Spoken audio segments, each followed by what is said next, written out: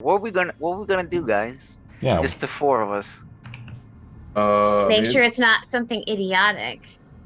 You guys are right outside the dragon. crypts. So, like, Arno and Adeline, unfortunately couldn't show up today.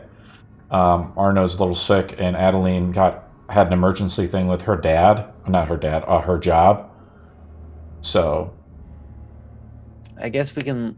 I agree with I forgot who said it, but leave them to do their business there, acting like they're making a deal or something like that, and we head off. We tell them we go to this X location area, pretty much what we're gonna decide where we're gonna do our next step, pretty much. But Azul wants to go down there too to try to bargain for his bow. Yeah, my character wants to go down there.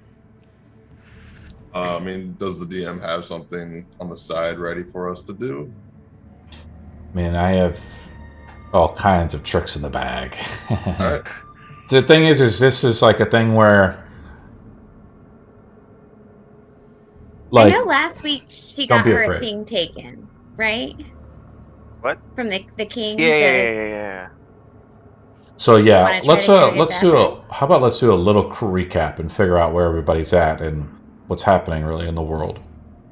Last week you guys started off at the Gilded Bank, trying to cash in the king's note that you received from him getting wed.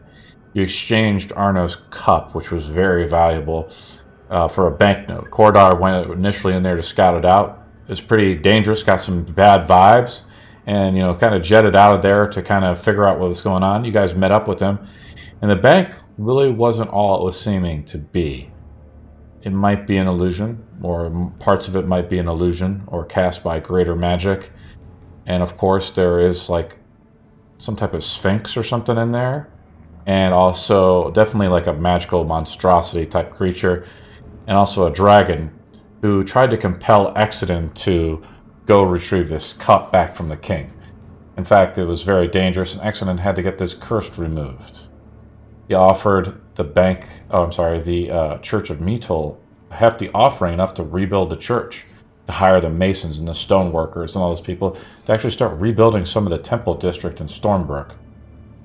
And you guys ended up where Arno and Adeline, of course, did a thing that every DM loves, which is splitting the party. And they ran off to kind of do their own thing. And they tried to do something pretty stupid. They tried to convince the king, Ian Parnish, you guys know now as a straight up mind flayer who's can read people's minds, control people. Obviously, he has his own plans and idea. He disguises himself with his own illusion as a human, but for all intents and purposes, he's has complete control of the court. And by marrying Istra, he's basically solidified any power that he has, within the court. Arno and Adeline tried to convince him, and unfortunately, the bargain ended up costing Adeline her class. There was no banknote in return given. And so bargaining with the king, probably not the wisest decision. And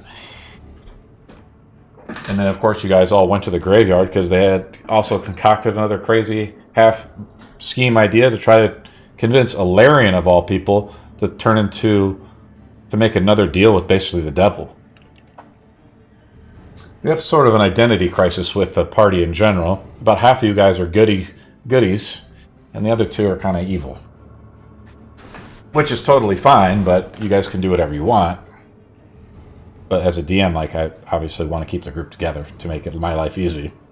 And also your guys' life easy because they almost died last game. It is our job to make it not easy for you. How do we solidify that, though? Mission accomplished. It's not over yet. And you guys basically went to Ellarian's... You went to back to the Scarlet Wolves. Juan, can you change your name to your character name? Yeah, Juan. Juan, cheese. It just helps me out when I'm going around the table. Problem, man. Azul? Yeah, Azul. Yeah, that's your name. Azul, Ellarian has your bow, apparently. Ellarian apparently has your bow. So you guys are here, like you're here for a reason, maybe, but it's up to you guys if you want to go meet Ellarian. You guys open the crypts by pressing the button to the secret lair of like thieves or whatever. It opens down into like this strange, brick, ancient tomb essentially within the graveyard. Some secret passage leads to down below. You see it's just dark, really just darkness, but you see mist. Below that, it's right now 11:34. What do you guys do? If you want to go, I'll just say one last thing. If you guys want to, you guys can beat any encounter. You guys can do anything, really. You just have to think about it and be creative. Use all your abilities. Alright.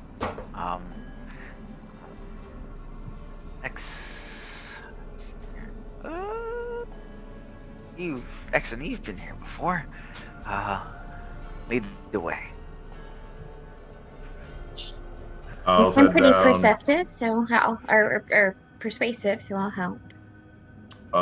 If I'll be leading the way, I will light up a torch and take point in the corridor going down to the crypt. Do you guys want to go into the crypts? Yeah. Can we? I don't know. I want to like. Are we retconning this bit where we're there first right now? You're all there. Here's one thing I'd like to do is like you guys are all there as a party. So when Adeline and Arno rejoin you, they're just going to plop out wherever you guys are at. When people or players can't show up for a game, they just fade in and out, really. As sad as it sounds, they just show in and out, though. That's kind of how it goes. Okay. Can we try to negotiate her bargain for her? That way we don't have to come back? You do whatever you want. We could possibly play it out, see what happens. So it's like a 2-for deal. I'd rather not take agency over her character if you guys want to come back and do it. Yeah, that's pretty big. Yeah. We'll deal with Zul's thing and then we'll come back and retcon it.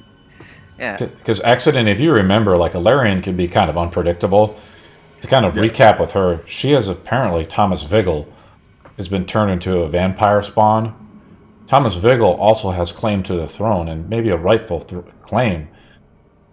And that's another thing you guys can think about or ignore or do whatever you want. Thomas Vigil is one of the sons and was a brother to Istra. Maybe we could make a deal with Ellarian? See what her feelings on the king are? And possibly my bow? Yes. I was told that you... No, wait, I don't know that. Never mind. Continue. You can say whatever you want. What do you want to say, Azul? This is my character. I can't remember, but does my character know about this brother of hers that they gave her away? The brother of. Yes. Oh. Okay. So I'm saying here's how like party information works. Like once someone receives information in the party, it's equally disseminated amongst the rest of the table. So it's like we don't like keep secrets or like you don't have to like fully role play it out. Like message and information is conveyed to simplify things. And also to keep the table involved. Okay. Alright. So I guess we're gonna commit to meeting with Ellarian. So I'm gonna lead us to where Ellarian is at then. Unless we run into any traps or something on the way. And are we trying to be hostile or non-hostile to this person? Oh, non-hostile. Fantastic. He might be a bit different now, so who knows? I heard she did like gold. Hopefully my bow has a price to it. I can pay. You walk into the crypt. Desolate, lonely, vacant. You're like the flutter of nearby bats being disturbed as you enter. Exiting, do you light a torch? Yeah, I did already. Okay. Mark it on your sheet. As the torch, you wave it throughout the air. Some of the Sorry, go ahead, Cordar. No, it's my bad. He didn't have to do that. I have You have light? The dancing lights. Oh. Cordar gestures in the air, muttering some incantations. The balls of light flicker around him and swirl, and he commands them to go forward and throughout the passageways. Cordar makes a perception roll. It's actually not that bad. 12. My notes. You feel like... Let me actually pull up the creature. Let me pull it up in a second. Finally, is somewhat okay roll. Oh, there it is. Okay. I don't know what's my luck, but I've been rolling pretty bad for the past couple sessions. Blame D&D Beyond. It is. It's always D&D Beyond's fault. Never my fault. You hear like footsteps, like several footsteps. Creatures lurking in the shadows. Around us or just in front of us? Just like you guys are in like the darkness. There's crypts and things out. You know, I have like a battle board out, you know, just in case we need to use it. Appear to be you glance at them and you see like figures of like humanoid figures. They're trying to stay stealth. There's more than one. So, Exton, is these things normal when you come down here? Normally, we haven't traveled this deep. She usually greeted us at the door. Oh. So are you welcome guests here, or I don't know much about this? They haven't attacked us yet. These humanoids, they like zombies or these vampires? Like weak vampires, whatever. What are these people? How far away is it from us? You hear a voice from behind you, right? As you begin to walk towards like Ellarian, where you met her before, right? As you're walking down the corridor, and a voice from behind you says, "Where is Istra?" It's the voice of Ellarian. You haven't heard? It was a rhetorical question. Yes, well, things happen, as you're aware. You were supposed to protect her. And you were not supposed to turn Thomas Vigil. Why have you come into this unholy place? Gesture to Azul. I turned to see Larian. Do I spot the like bow on her back, or is she holding it? It's like, is it on display? Where is it? Do I see it on her person? How about we have you make a roll? If you roll a d20 or a 10 or higher, she's carrying it on her.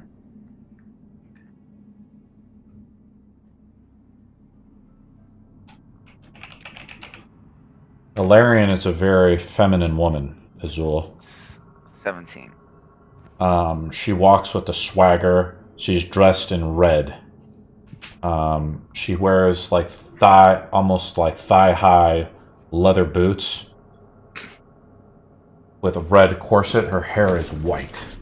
I will link you a picture. She carries the bow on her. It is strapped to her back.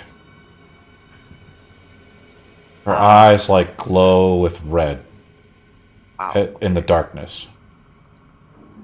She says, "So what have I turned Vigil? We were supposed to put him on the throne. As he was. We can control him when he's on the throne. And what are you doing to stop Ian Parnish?" I'm working on it. Well, you're not doing a very good job, are you? And where the fuck is Cece at? I just shrug my shoulders. My captain has gone missing. As she has gone missing for us too. I blame that on you as well. Well, we can constantly point fingers or actually get something done. What do you have in mind? We're afraid. Hello. I don't think we've been acquainted. My name is Evie. It is a pleasure to meet your ladyship. And I am Azul Biscar. Nice to meet you. More sheep to the slaughter, huh? Accident. Shall these ones end up dead just like Istra? She says. That was not of my doing. She stares back at you with with her piercing red eyes that glow in the darkness like a wolf. There is an item that we've heard you might possess, and we were hoping to make a trade. Cordar hears like rubble coming from around him. She's not alone. Can I try to take a look around? Yeah, you make one more perception roll. If you really want to. 22.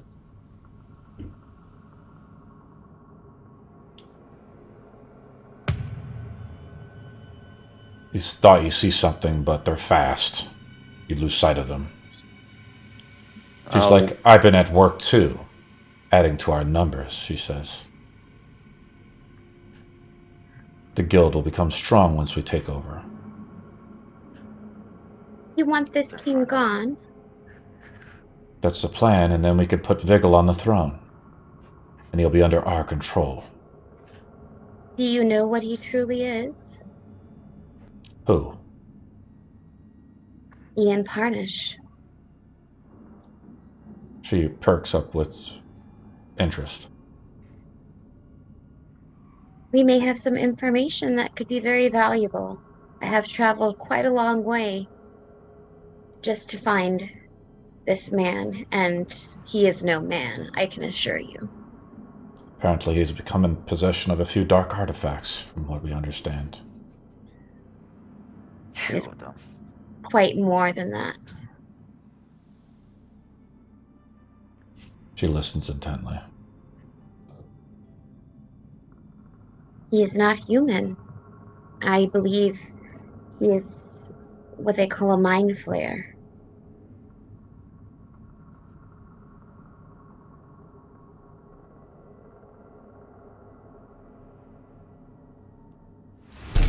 I don't know what that means. It means the task at hand is a little more than we initially bargained for. He has psionic capabilities.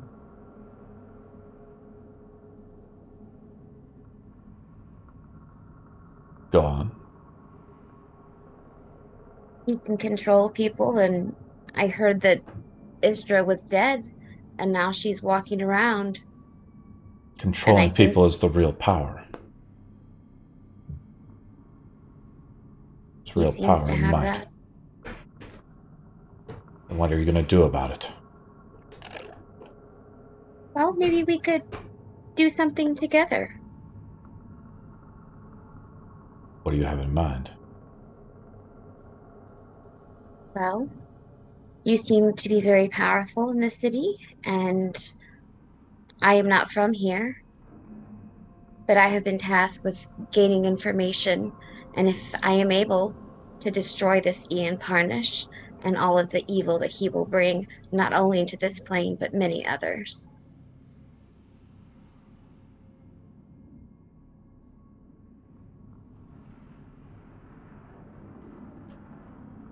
What can we do to put Thomas Vigil on the throne? Well, anything you can provide to us to assist in removing him would be of great help. There's a specific item that would help one of our party members greatly. And we are willing to pay for it, of course. Yes, we don't ask for free handouts. We would like to make an equal relationship.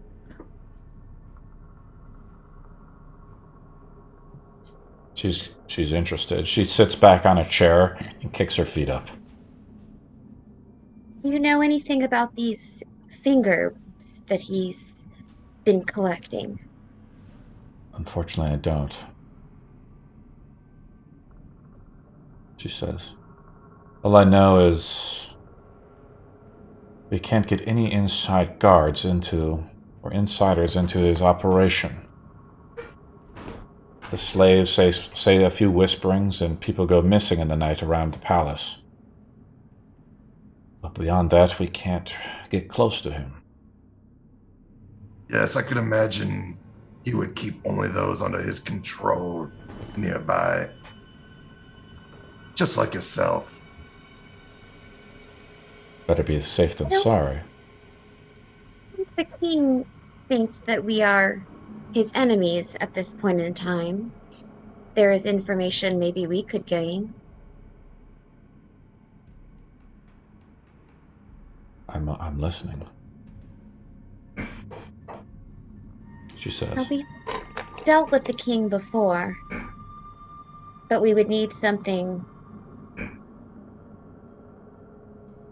We do know something that would help him, but I don't think giving that information to him would be wise.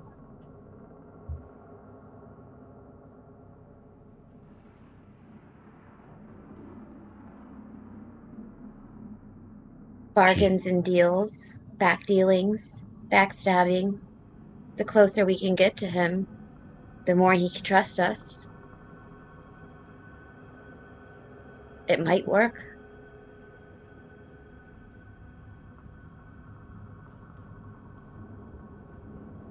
She's sitting there like assessing things, listening to what you guys are offering and the plan thereof. She puts the bow on the table, Azul. And you notice that it's your father's bow. The inlays and magical runes are upon it, something passed for generations through your family. Made of fine elven wood from the deepwood forest in the south. Somehow in the hands of Ellarian, the leader of the Scarlet Wolves, and master of the Thieves Guild. Bull, instinctively, tries to reach for it.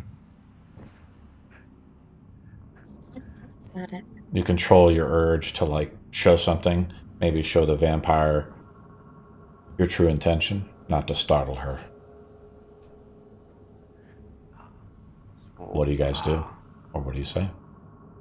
Cordar? Anything specific that you want for this item? Or is money good enough so it can help you out? How much money are you thinking? That was the exact same question I was thinking about for you. I don't know how important this item is or how useful it really is. So I was wondering how you would dissect that for yourself. How is it important to you? It's very important, she says. Ellarian.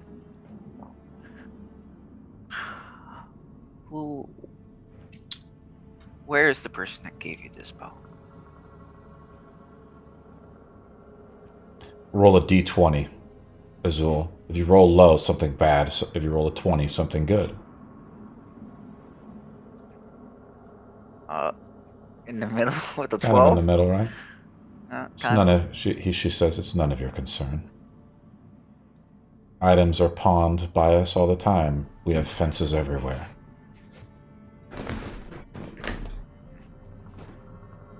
Why shouldn't I turn you all into my vampire spawn right now is the better question.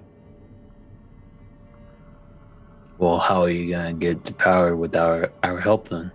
That's the only reason why you're still breathing. And certainly your daywalkers. I believe it has something to do with why you haven't done it already yourself. You seem to have quite a sizable army, yeah. The blood kiss is not for everyone. We try to remain in the shadows. And of course, you didn't know enough already, Cece has gone missing. And you've already bumbled up Istra, and now she's in control and married to that foul king. Somehow we have to kill the king in one way or the other. I suggest we make it look like an accident, perhaps, so we do not arouse suspicion. And then we just put in Thomas Vigil. And he just steps right into the throne. Istra, though, is beyond notice, I'm sure, and she has to go now. But she's already betrayed her oath to the guild. There's no need for such subtleties. Once we kill the king and parade his head around, show him for what he truly is, so people won't care. It's not like he has a next mind flare in line for him. I don't know what a mind flayer is. Sounds like a beast of some kind? Well, then kill it. Aren't you adventurers? Yes, let's go kill Asmodeus. Why not? She chuckles. She says, I have learned many secrets from the Ember Temple, and I myself have slayed a god. His name was Strahd. It was not so difficult. Then if that wasn't such a problem, why don't you deal with this mind flare yourself? And can I get an insight check on that too? Yeah, go ahead. So how I roll in this type of rolls is these what are called contesting skill check rolls, because I don't want to set the DC just like randomly. You actually roll against the deception of the creature. So it's against her charisma. 15. She seems to be like dead serious when she says it. So, you know, she's apparently slain some powerful person or something that says that. Well, if this was so easy to kill a god, then why not just kill a false king? I did not kill him by myself, of course, you idiot. Then who else was with you? Are they here? Do you think they might be able to help out? One was named, the last one I heard was named Lord Togglerot, the drunken dwarf. He is currently resides in Castle Ravenloft, north in Barovia. You'll have to go fetch him to try to slay some monster, but who knows what he will want to do. I believe he brought his clan to there, and who knows how these... Once a dwarf gets enough gold, he'll just start to eat and drink the rest of his life. He probably doesn't have the motivation anymore. She giggles. The Vampire Temple. Can you tell us more about that? What? Could you speak up, love? This Amber Temple you mentioned. Can you tell us more of this? Make a persuasion roll.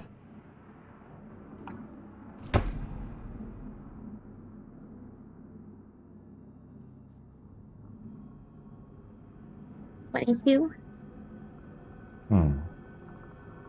It's a place of many dark secrets, of course. They say it was a place where the gods once built, all over Zin.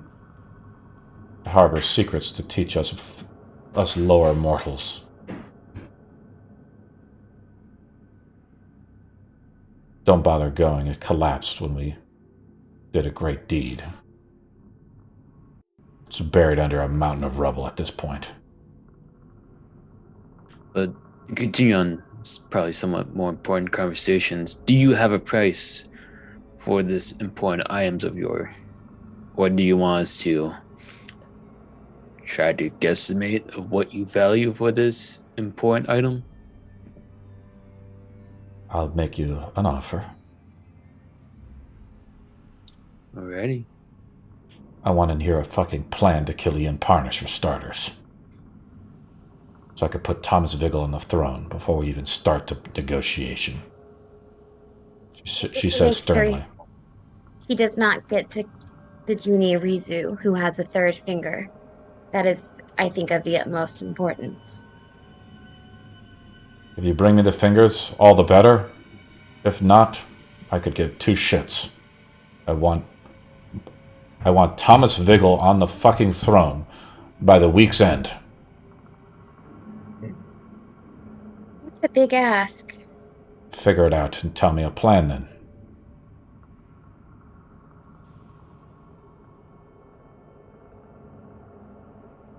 Can you hear me, Azul? No, because you took off your headset, buddy. His headphones died. Oh, they died? Okay. Yeah. You can just type stuff out in Discord then, I guess, as you turn mute. Zul, do you not have a mini B cable anywhere? Yeah, like a... Or like how I am. It's wireless, but I have a huge USB cord connected to it. Oh boy. Guys, any ideas? Well, we have to kind of go off the sideline because it would take a bit to hatch an idea of killing the king. Because, like, what's even the starters? Because we can think of the situation at hand where he in a castle surrounded by mind-controlled, probably high, powerful people all around him, politically, and probably physically and magically. And then on top of that, he's powerful than we met him before with more fingers, and who knows how he might as well in the near future. I don't know if we have very few and small capabilities at this moment to get inside. And he knows that we're his enemy, and he can probably find out where we're at any current time. He knows that we don't like him. I wouldn't say he doesn't see us as enemies. He sees us as tools. He does know that we do not like him.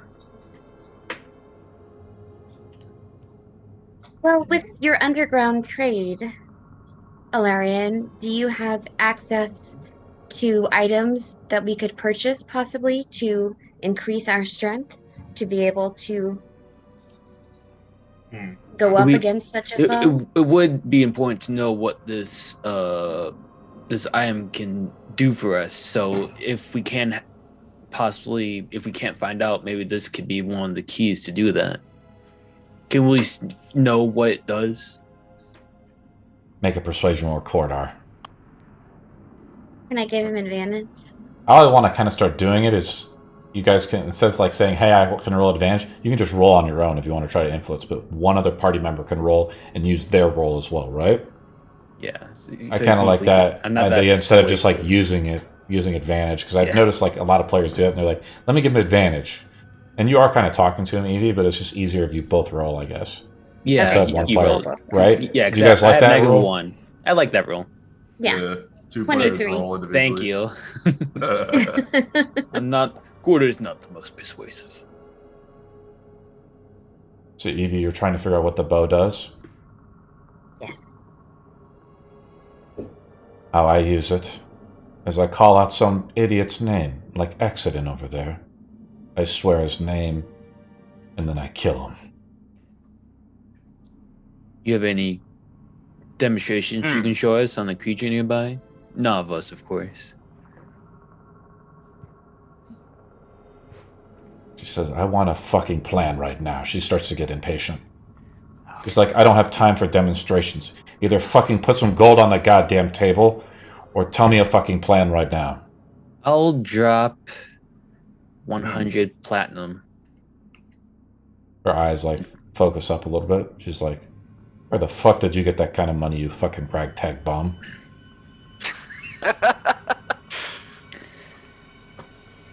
Just side business. I'm not just ragtag bum if I can get such material nearby me. One of the other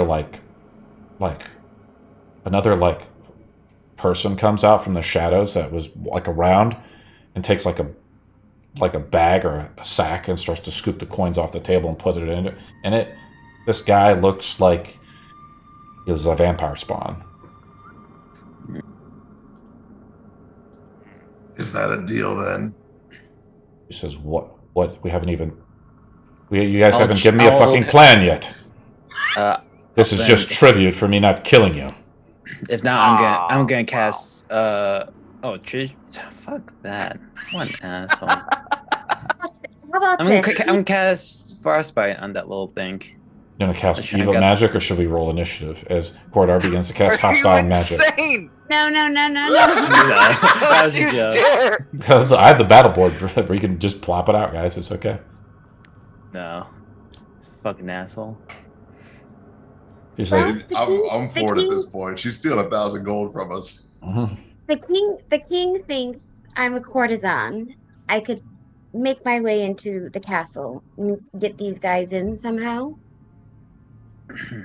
But again, we would need better weapons. And if you have the means, we have the gold. I don't think going in the front gate is probably the wisest decision. She says, announcing your presence to the king, I believe in more subtlety and stealth. I wonder if there's a way through the catacombs below to go in, maybe an alternate way. To sneak into the castle somehow. Do you have any underground paths that you might know that could lead there?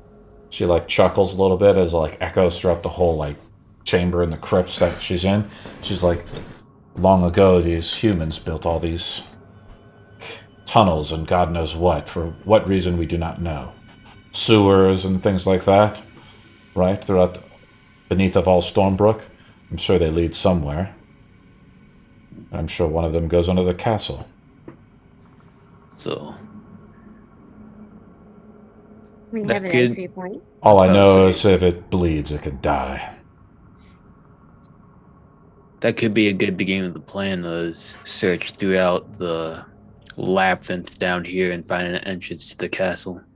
And then possibly think of an assassination attempt that he slept out, died throughout the night.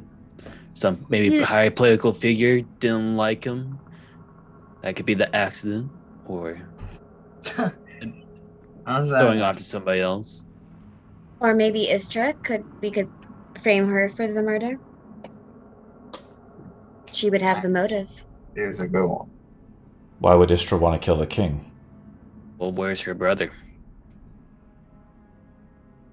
She looks around and she says, Thomas, come out.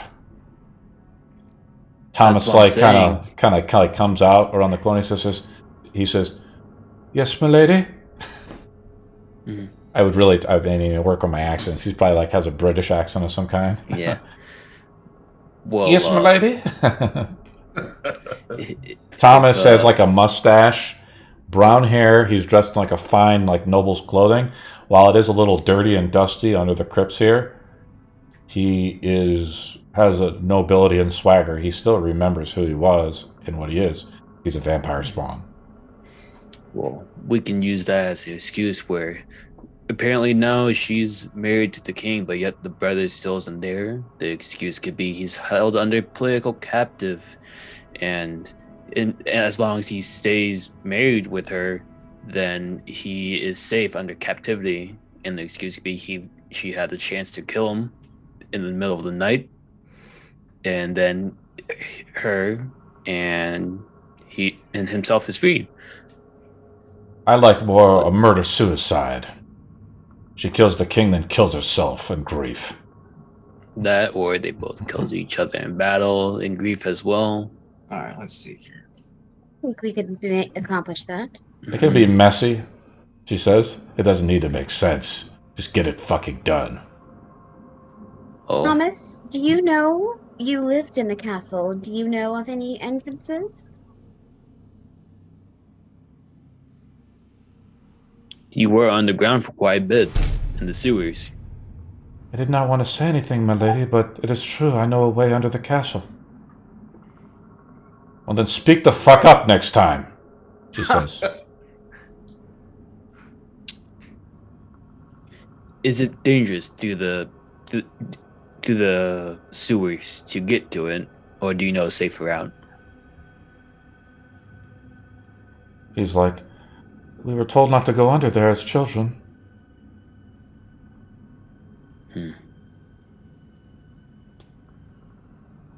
So it might be smart to at least go there and clear out the pathway that we can find. And then maybe scout out it just a bit, see what's up. Can you guys hear me? Yeah, what's going on as well? Fuck, there we go. Perfect. Cool. I didn't charge it very long, so... But people can hear me. But Ian... We would need this bow to accomplish this job. It means quite a lot to one of us. And it would be a gesture of our commitment to the relationship, if you could help us. We do have the plan that you seek out. So So you want to sneak into the castle and kill the king, correct? Yes. Currently, it would be best to clear out the pathway and possibly then scout out where we can figure out more details for the plan. That's what I was gonna ask you, Ian. Like, you said it goes direct to the castle, but where does this exactly lead to the castle?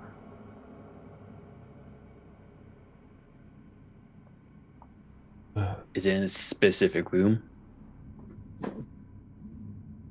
Bardar, where does it lead to? You get to decide. Oh wow! In the I rolled a 19. Bedroom. It will. If I would have to guess, Where'd you put your emergency exit at? If you were king. Or maybe it goes by. to Probably it would. a brothel. Oh no! I mean, that's a good question. Man, There's probably a small, like very very small sewer system that leaves like in the back of the castle, so it can flow throughout their little castle wherever they live in, and then flow out. So because of that, there can be like a back entrance to it that can lead to maybe the courtyard, maybe to there's probably multiple back doors to exit, not just one. Sure. I know one that leads to the courtyard, he says. Can you draw a map? Thomas, will you be able to show them and keep yourself safe? I'll send Bride with you. He will help you if you want to do this operation at night. So how it works is you get a vampire spawn lackey under the party's control. He says, that is what your tribute pays to the guild.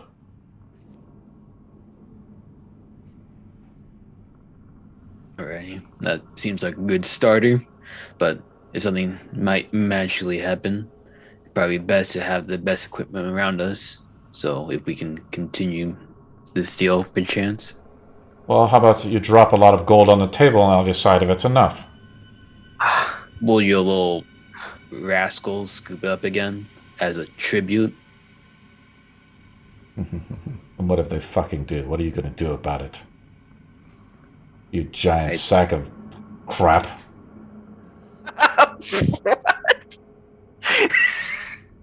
Because he's like a giant furball who's dressed like a hobo. Oh, man. She kind of like intimidates you a little bit. Lady, he is a very helpful individual. Does he wipe your ass when you take a shite? Don't underestimate people by their looks. Okay. I know what Azul would do in this moment. Go on. Let me see here. Where did I mark it down? Oh, fuck. Let me see here. I put it in notes, I think. Alright. Azul gets the bag of holding. Okay. And starts just putting out his platinum pieces one after another. Just like slamming. Just waiting for the tongue to stop. He has 850 platinum pieces. That's his share of the gold. How much does Azul put out? He puts 850. He puts the whole amount. Oh, he puts 400 right down. 400. He puts 400 out, and then he looks up at Ellarian as you begin counting out the platinum, right? Yeah. Where the fuck did you get all this gold? That's none of your business. I want that bow. This bow right here. She like taps it. She like kind of caresses it. Yes. This piece of shit right here. She kind of caresses it. Azul like slams his hand on top of the bow, right where her hand is. On top of her hand? Top of her hand. It's like her hand is like ice cold. It's not a piece of shit. This is my family's heirloom. Means a lot more, I guess, to you then, doesn't it? Why don't you keep counting out coin then? Out of that magic bag of yours. Azul, just he sticks his whole hand in there, grabs like a chunk full of platinum, slams it down, 300 at least. 300 more platinum coins? You just kind of take a few more hand size? He just sticks his hand in there, slam, scatters all over the table. 300 platinum. More platinum. So that's 700 right there. He slams down this table. She's like, fine. She like kicks the bow on the fucking ground. Picks it up, looks at her like dead eye. She's like, yeah? I like you. You have a lot of fire in you. I don't like you. Maybe I should drain you to the point of death. And give you a decision. Summon beast. You're gonna cast Corridor begins casting hostile magic. It's not hostile. It's more of like I'm protecting yourself. Yeah. She just kind of grins in amusement when you see her fangs like kind of pierce out a little bit, Azul. She kicks the bow onto the ground. What do? You grab it. Like looks at dead as he picks it up. Her feet are like a bowstring. So she's like laying back like on the chair. You know, she's like kind of like this. Her feet are kicked up. She's just kind of like amused by this whole fucking situation. All the coin, you know, like it's just mounds of this like platinum pieces and stuff are on the table, like hundreds of gold, basically the size of like nickels, really, are on the table. She says, impressive. Maybe you do have a lot of good friends. You've met a few good friends along your travels, huh, Accident? She says. Not too much. Well, I guess this maybe won't be a suicide mission after all.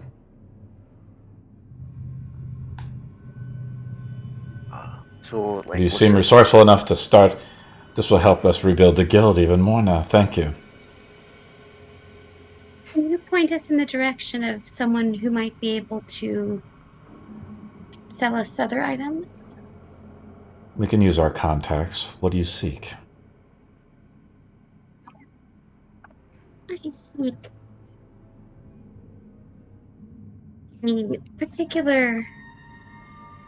What do you think you need for an operation like this? She says. An instrument with many spells. I am a bard. Okay, so let's back up to Azul real quick with the bow. I just kind of pulled up the oath bow, my friend. As the example. The oath bow, what it is that it's a pretty awesome bow. It's not like I don't think an oath bow is a +1 bow. Oh. So what it is what you do is you can swear out the name of an enemy.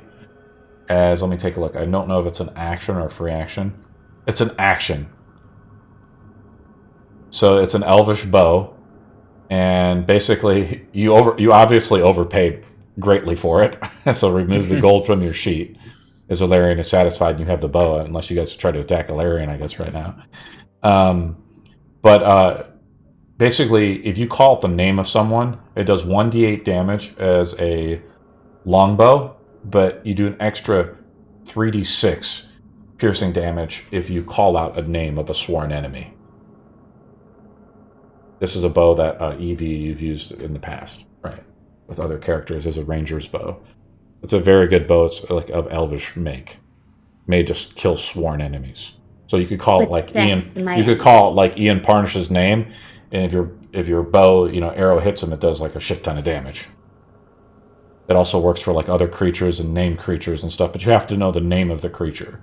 So some like random guy in the bar, you don't know his name really, you can't like do it. It won't work. And if I want to be really technical, you have to call it like the true name of the creature. But it's something to like that effect. Gotcha. Happy that he now has his family bow. He looks at it, and then they discuss things of like what we're gonna need. He says, and he looks at her. We're gonna need something that can pass through barriers. I need arrows that can pierce through invisible barriers. Ian Parnish conjures some type of magic that stops my bows from reaching him. I need something that can pierce through it. So here's the thing: is like, I like it. I like what you're doing. Roll a d20. Higher is better.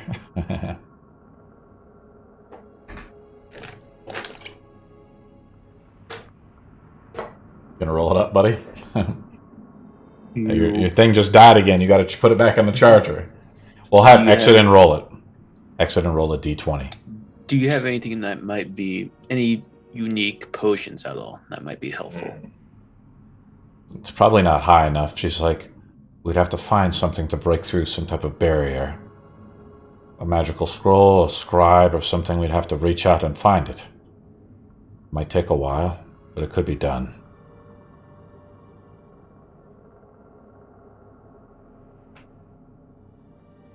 Do you want me to find the scroll for you to help you break through this barrier?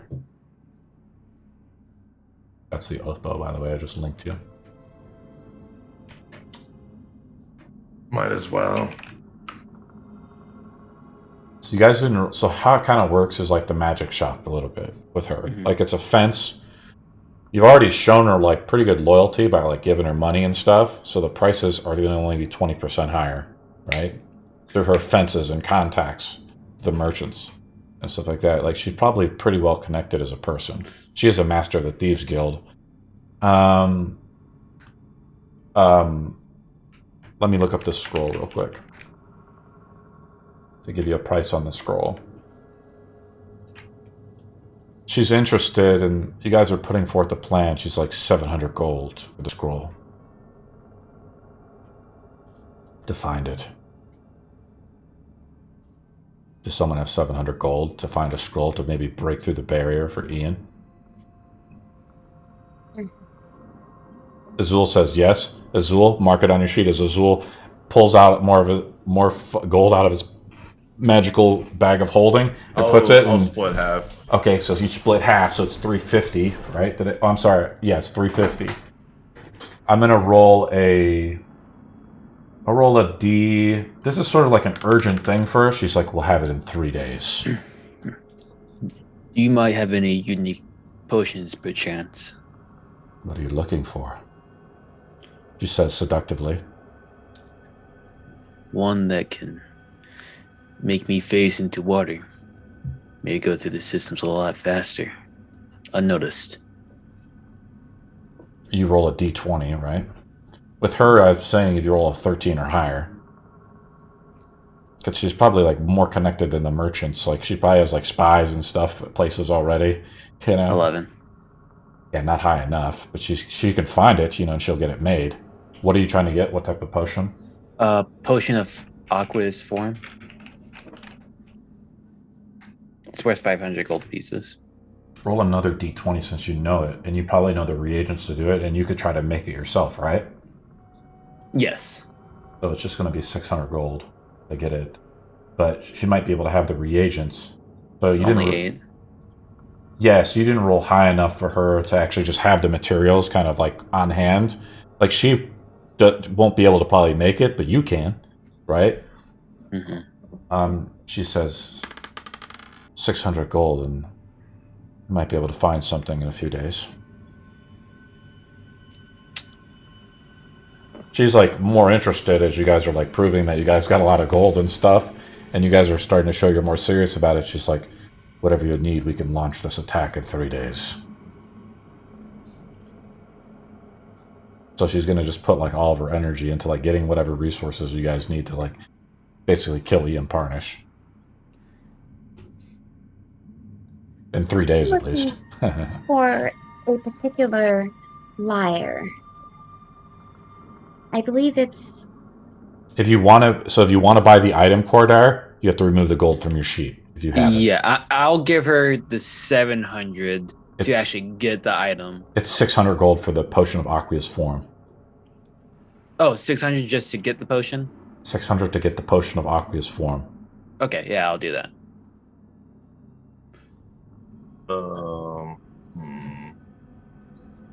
But is there anything else you guys want? This is the time to get shit. If she sends all of her fucking minions, throughout the night to go gather that shit for you guys. Yeah. You want a lyre, Evie? What type of lyre do you want? There's one called a Siren song lyre? Or it's the Sile lyre? That would be badass. Yeah, it's 30,000 gold. She's like, this is too expensive. How about the other one then? Well, it's which one? Let me take a look. You want a lyre though in particular? A Siren Song Lyre, I think, is another one I see. They cast Charm, Person, Enthrall, Suggestion, like charming spells, with a DC of 13. Would that work on a Mind Flare? Unknown. She doesn't know what a Mind Flare is. You guys are just like relaying information to her, and she's just like fucking helping you out. You guys have any other suggestions? I don't know a lot of like stuff.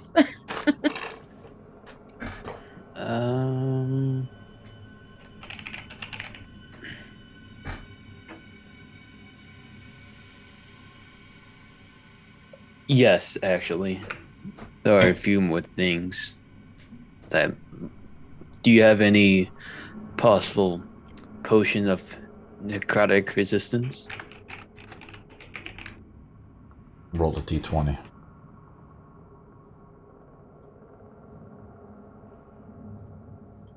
It's an uncommon item, so it's not... She's like... 15?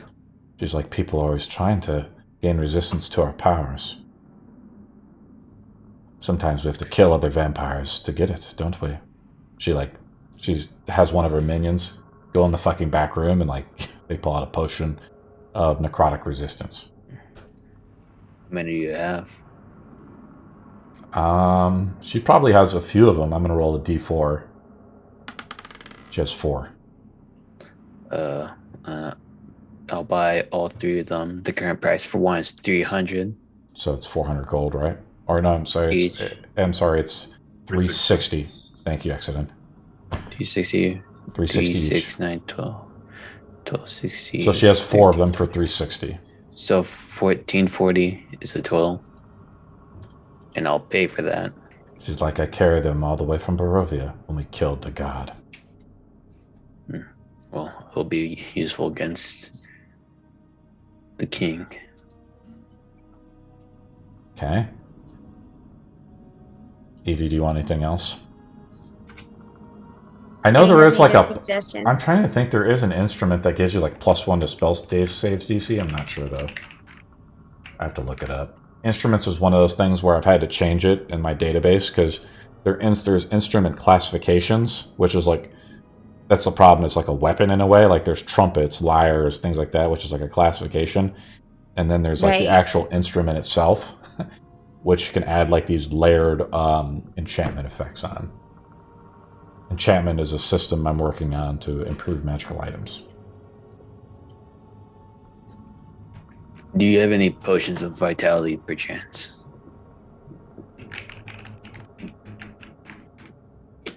And I'm also just kind of looking at the rarity and the actual cost of the item. Like the potion of vitality is a very rare item. So I'm going to say you have to roll a d20. It's going to be difficult for her to get something like this. 13, probably not. Probably not, but I'm going to say like she can probably find it. Again, it's probably around 1,500 gold to find something like this. It's like, we vampires do not suffer from exhaustion anymore. Our bodies are strong and superior. Shall I teach you this? She says. Do you wish for your body never to ache again? She grins. I'd much rather let my own projects and work be the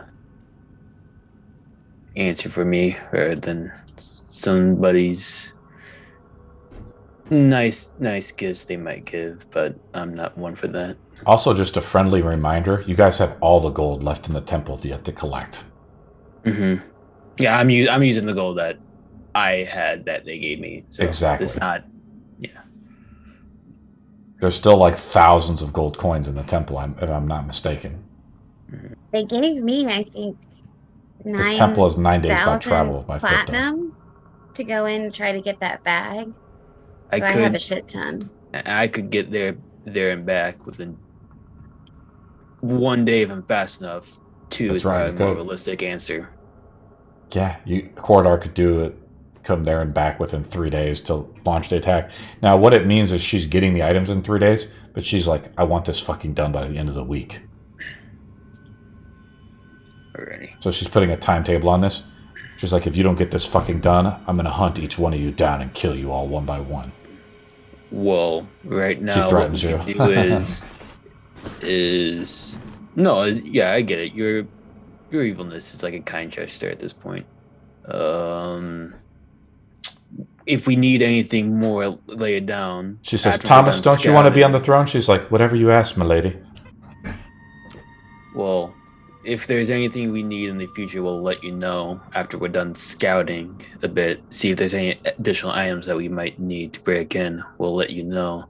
For right now, it'd probably be best to I like that. start A little, scouting out. she's like, a little additional recon never hurts. She's like, unfortunately, we can't get any of our spies inside of the king's court.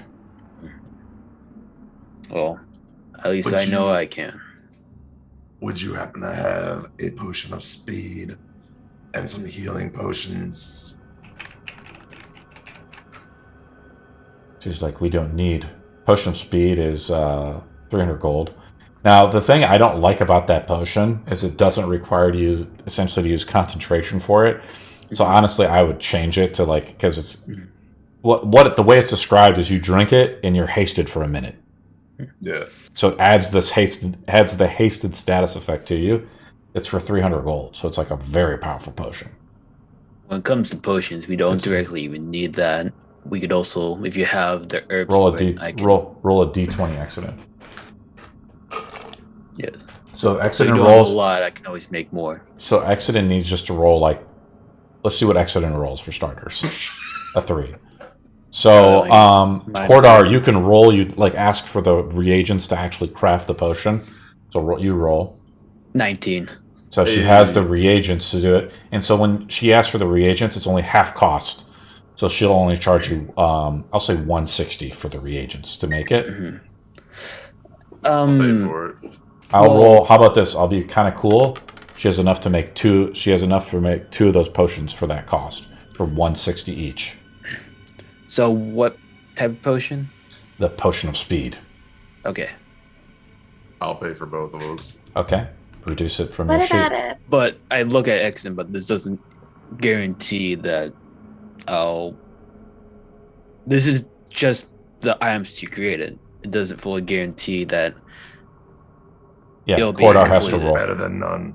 So how I'm thinking about it, Cordar, is if you try to like whip it up real quick or something, like you have to make a roll. But if you spend 8 hours to try to do it, you'll automatically pass or something like that. So what is the rarity? When I'd have to look at the rules by the DC stuff again. I haven't had time to really look those over because he probably did an awesome job with like figuring out adding to the crafting system in Dungeons and Dragons. Yeah, because when it comes to like rare potions, I saw it came around 50%. But when it came to like really rare, it's like DC 20 and stuff like that. What's it rolled against? So just like a proficiency check, or? It's He made it up. It's pretty much survival plus the alchemy. So there's an alchemy skill that he just made up. He used survival, but he used he made a weird name for it. It's pretty much survival though. Like I'm thinking if you wanted to do it, like Exodus, you know how like World of Warcraft has like crafting systems, it's like a totally separate skill set. That's how you probably have to do something like this. You know, if you wanted to have like a crafting system, you'd have like another few sets of skills, like blacksmithing, leatherworking, woodworking, and all these other types of things, right? Instead of just like, oh, we're just rolling proficiency, like you actually have a skill. And in Pathfinder, they actually have like degrees of mastering a certain skill as well. And he did say it's up to you. Like for me, I would probably this. Like I said, what I'm saying, there's no DC for it. When you roll on it, if you spend 8 hours to do it, you do it successfully. I'm gonna say because you spent the gold and stuff to do it. Alrighty. Can I get a potion of climbing? Can I get braces of archery? Because that just sounds like a smart thing to get. Probably a lot hard to get specific magical items. Always a chance. That's why I roll dice. I'm gonna get to Azul in a second. A potion of climbing is 200 gold. Roll a d20 EV. And if you fail to roll, Cordar will ask then for the reagents to actually craft the potion.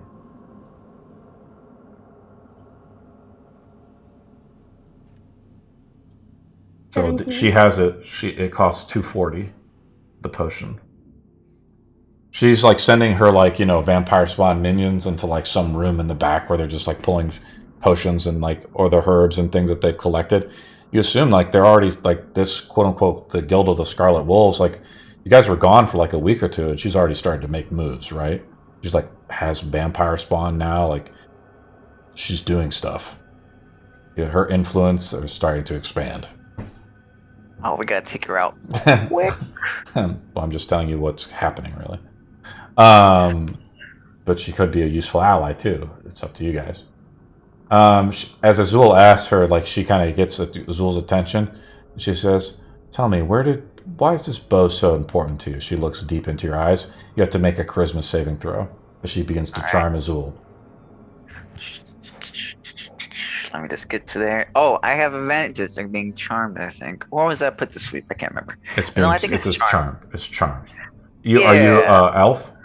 Half elf. So I think you do have resistance to being charmed because of Fey, the Fey touch or whatever it is. Okay, yeah, I have advantage of being charmed. Roll it up. Sleep. All right. Oh, that was charisma. That was Constitution. Charisma. We're going to keep the first roll as your first advantage roll. You fail the saving throw. You're charmed. She asks you, "Why is this bow so important to you?" Do we notice this? Because it's probably like an incantation. There's no incantation. She's just an ability. She's like staring deeply into Azul's eyes. But you do notice like Azul, like he's just like starts to answer her like willingly. Go ahead, Azul. What's your answer? Can I try something? Well, let Azul answer first, and then you can do something. Because you're too busy probably like fumbling through like some of the reagents, like counting what you need to make the potions. You're out on another desk off to the side, maybe. Plain simple, it belonged to my family. It's an heirloom we cherished. It was given to us by the Dragon of the West. It's something we cherish. Very well, she says. Doesn't have like any it doesn't hold like more magic powers. At least that's not that he knows of. It's just something that's belonged to his family for generations upon generations. That's what's gifted to him by the Dragon of the West to help protect the Force. She says to the group, she says to Azul, "Hold out your wrist." And Azul, being charmed, holds out his wrist. What do you guys do? I'm gonna like go around his arms, like shoulder. I'm gonna cast Dispel Magic, but I'm gonna do it in a way where instead of, because I know you don't like it being get rid of, instead of him being charged to her, I'm gonna switch it to me. What do you mean? That's how I'm going.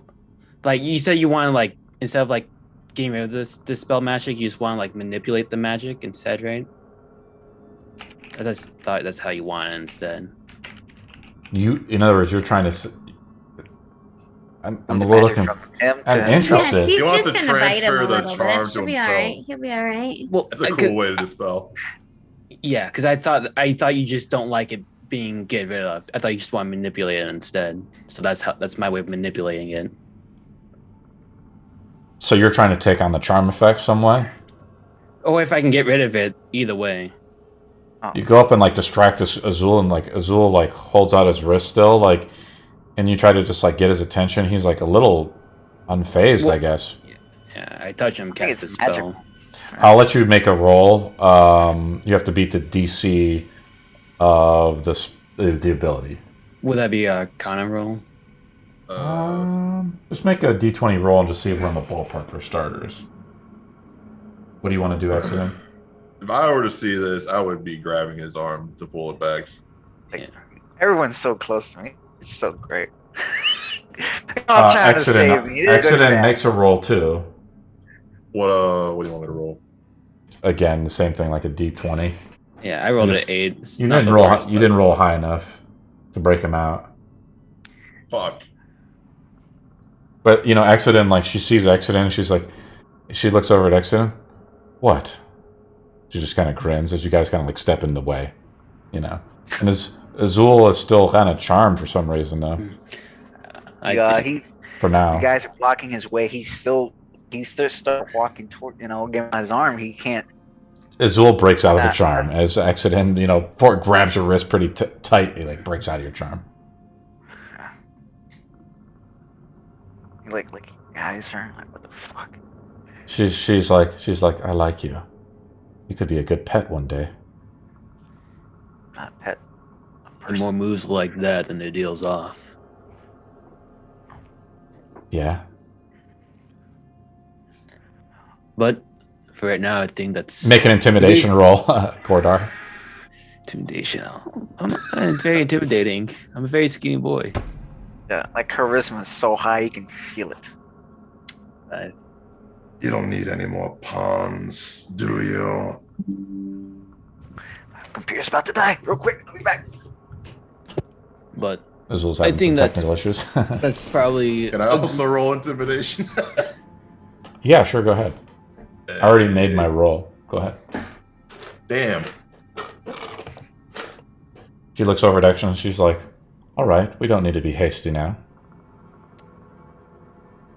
Well, I think this is probably a good temporary conclusion for our meeting, and we can head off through the caverns and do a little fine scouting mission.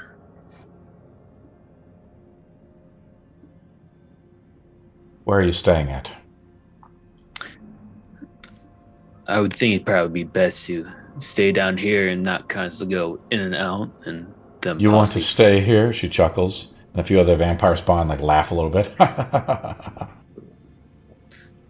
Well, if you constantly want us to go in and out and in and out, and people being suspicious that people are just walking into your gravesite constantly, it's up to you. You just have to be careful now, don't you?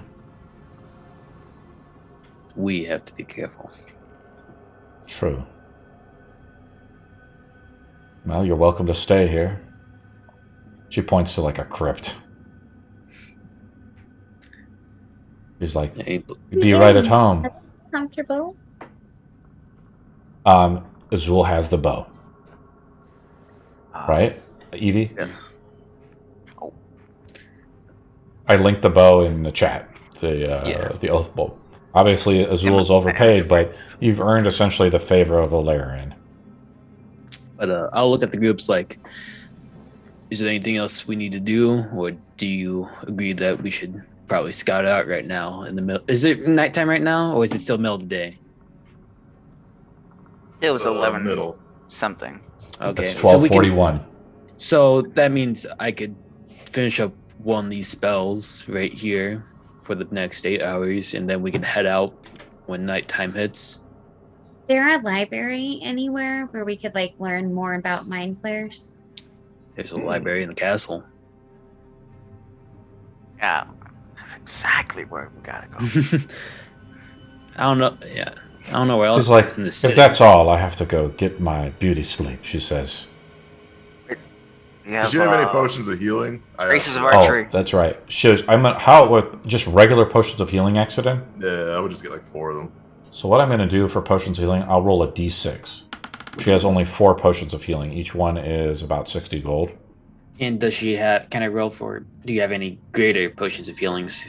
You have to roll a d20 for that one again. Same Yeah. kind of system. So d20 to see if she has it on hand, another d20 to see. 16. So she has greater potions of healing. I'm going to roll just a d4 for those ones. She has only 1 of those. I'll Aw. give that. Hey, one's better than nothing. And so she says she's like kind of like getting up and ready to go. She's like, look.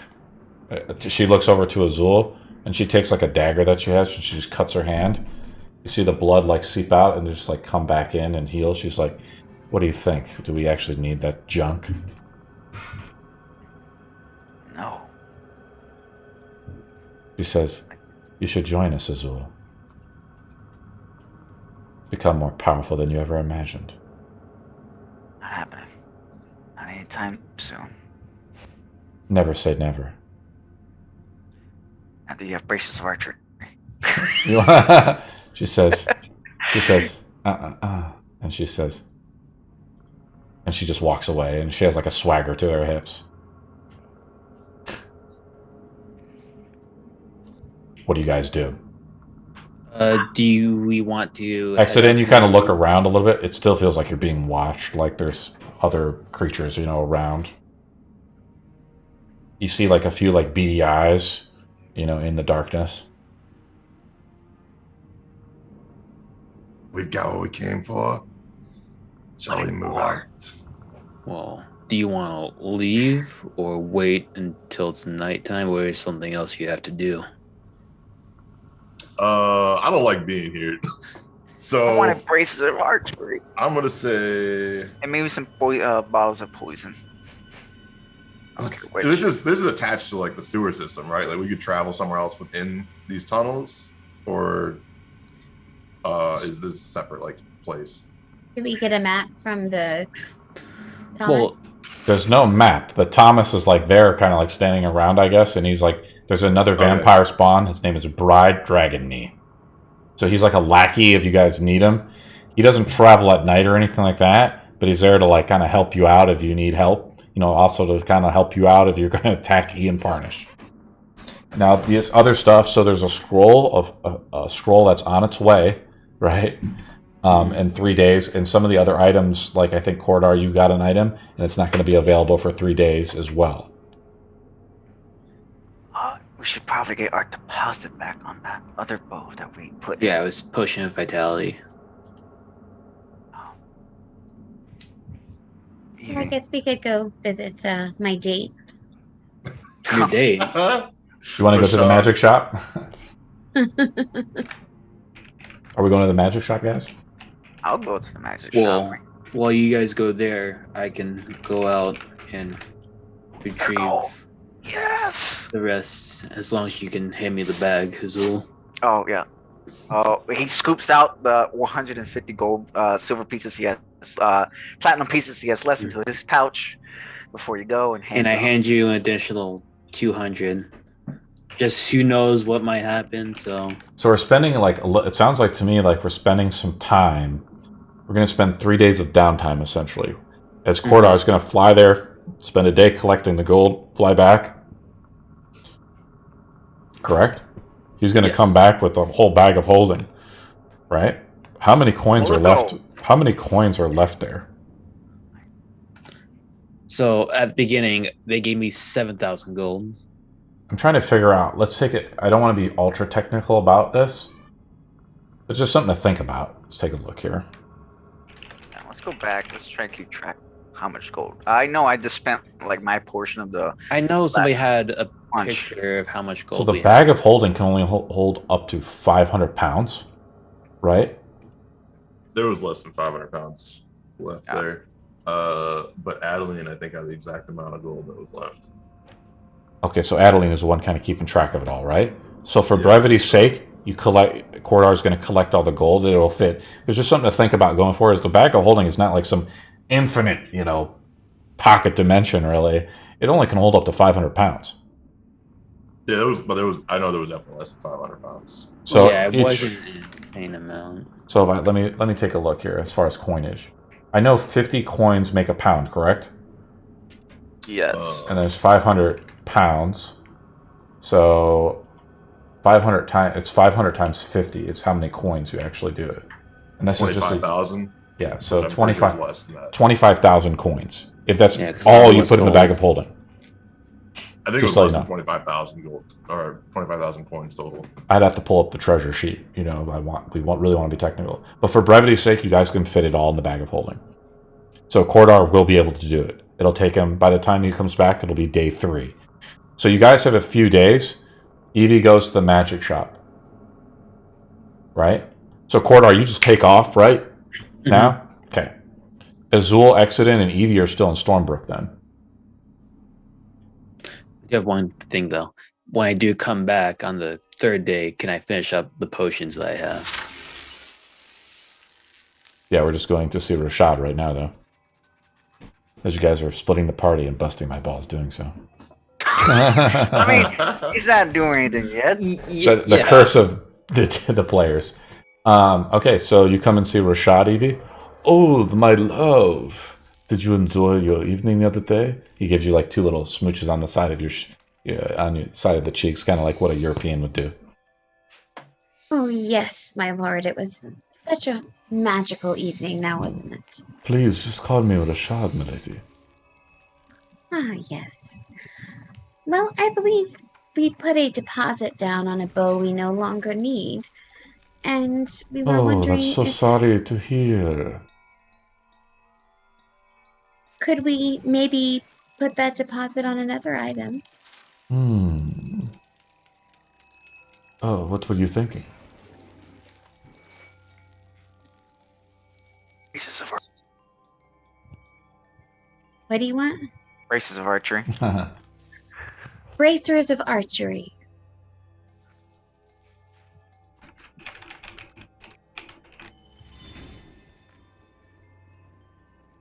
Oh, okay. For the braces of archery, all I say is it's not a very good item. What, am I missing something? Let me look it up in the other one. I think it's just +2 to damage with archery. Oh, it gives that's you right. proficient. That's right. Let me take a look here. Yes, That's not a great item. It's not like overpowering. It doesn't, but the added 2 damage, piles up. Oh yeah, it's range damage. It also gives you proficiency with long bows and short bows.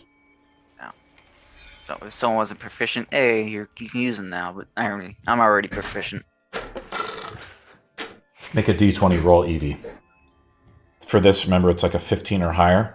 You can only make the roll with the guild once per week. To see if no, it's just a straight roll by one person. Okay. To see if they actually have the item in stock. I had a question. And 1 second, Cordar. Phil. God damn it. So how it works with the guild is it's not like Ellarian, guys. Ellarian's like, you guys have shown like a great interest to kill the king. So she's putting like her whole force out to get it. With this guy, I have to roll they have to go out and like search for the item. It's not easy for them. So she says, I can do that for you, my love. Oh, well, thank you. How soon do you think you could get it? I don't know. You'll come back tomorrow, and maybe we have brunch together and we can discuss it. I may be busy, but if I am not, I will most certainly stop by. Rashad is kind of a heftier man, has like a beard, very Middle Eastern, has a turban on.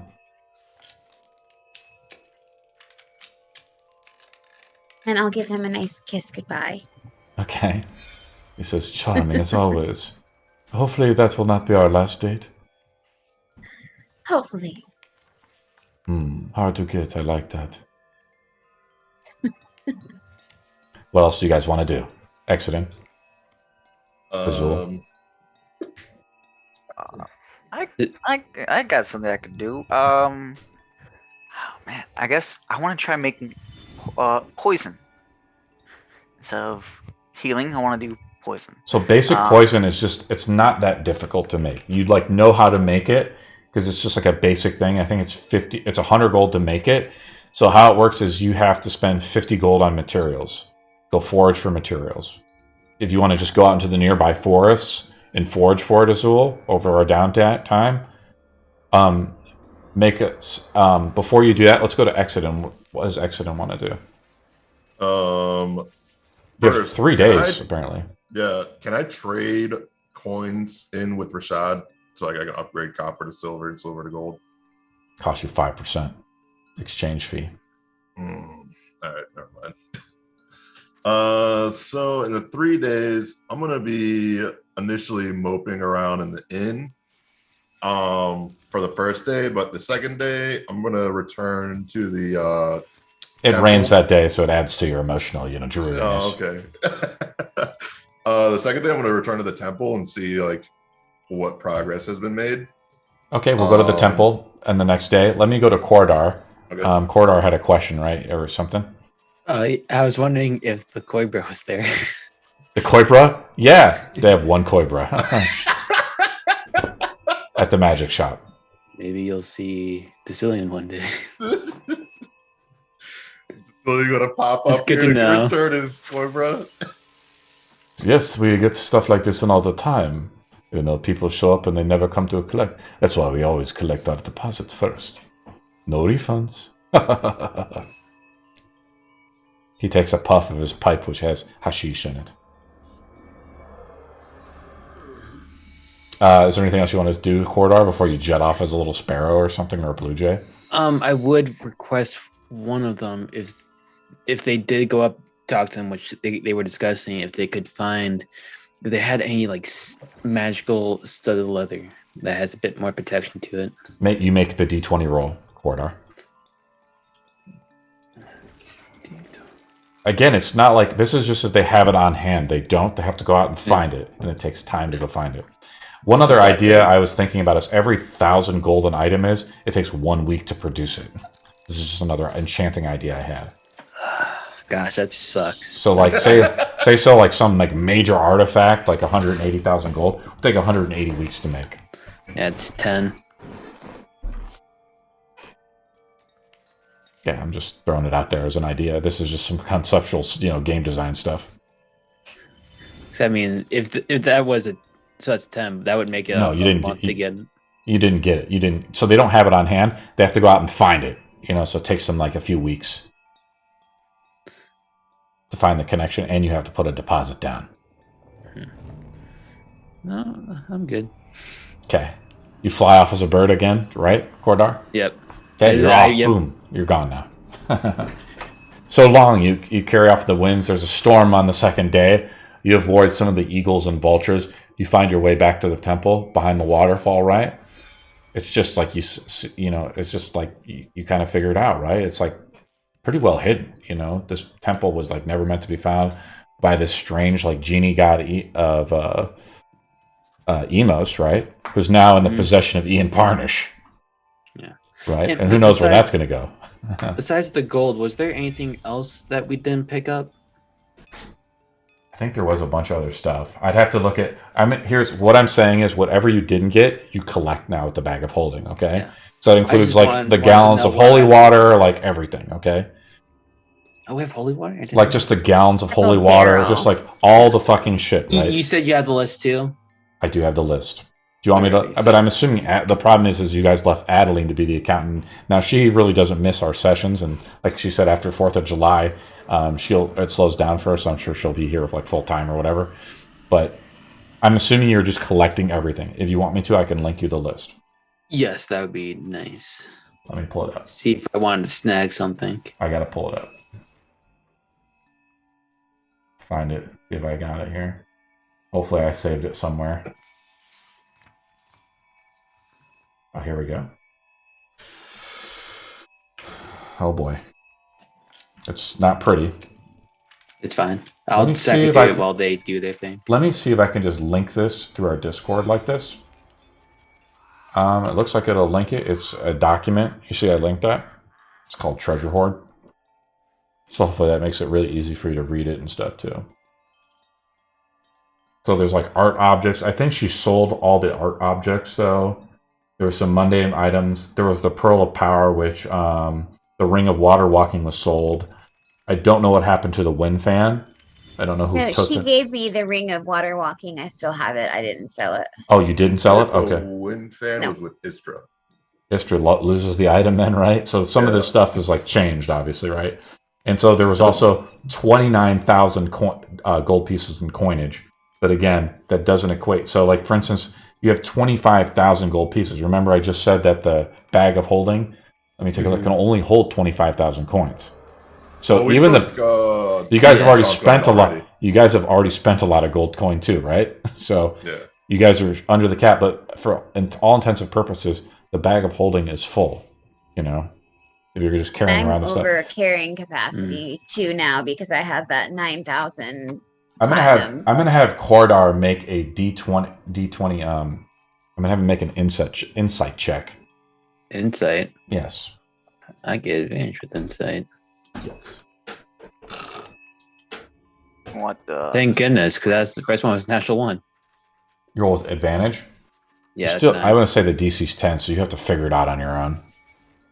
As you start like piling, all the coins and stuff in through the temple, like it's pretty quiet and it's pretty lonely in here, right? So when it comes to the magical items, the Pearl of Power and the Wind Fan are still both there?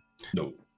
No, the Pearl of Power is the Pearl of Power. Arno has a Pearl of Power. The Wind Fan was given to Istra, which is lost. Mm-hmm. And the Ring of Water Walking is with... I have it. Evie has it. Adeline gave it to me to try to trade And you so didn't I'm just trade holding it until, Okay. because we didn't trade anything. Okay. We just traded the cup, and Now, I still have, I Cordar, think, those 4 items. there The is other a 2 items from the like the ghoulish bell and that shit. So I gave away the bell, and there was 2 other smaller items. I sold the mask.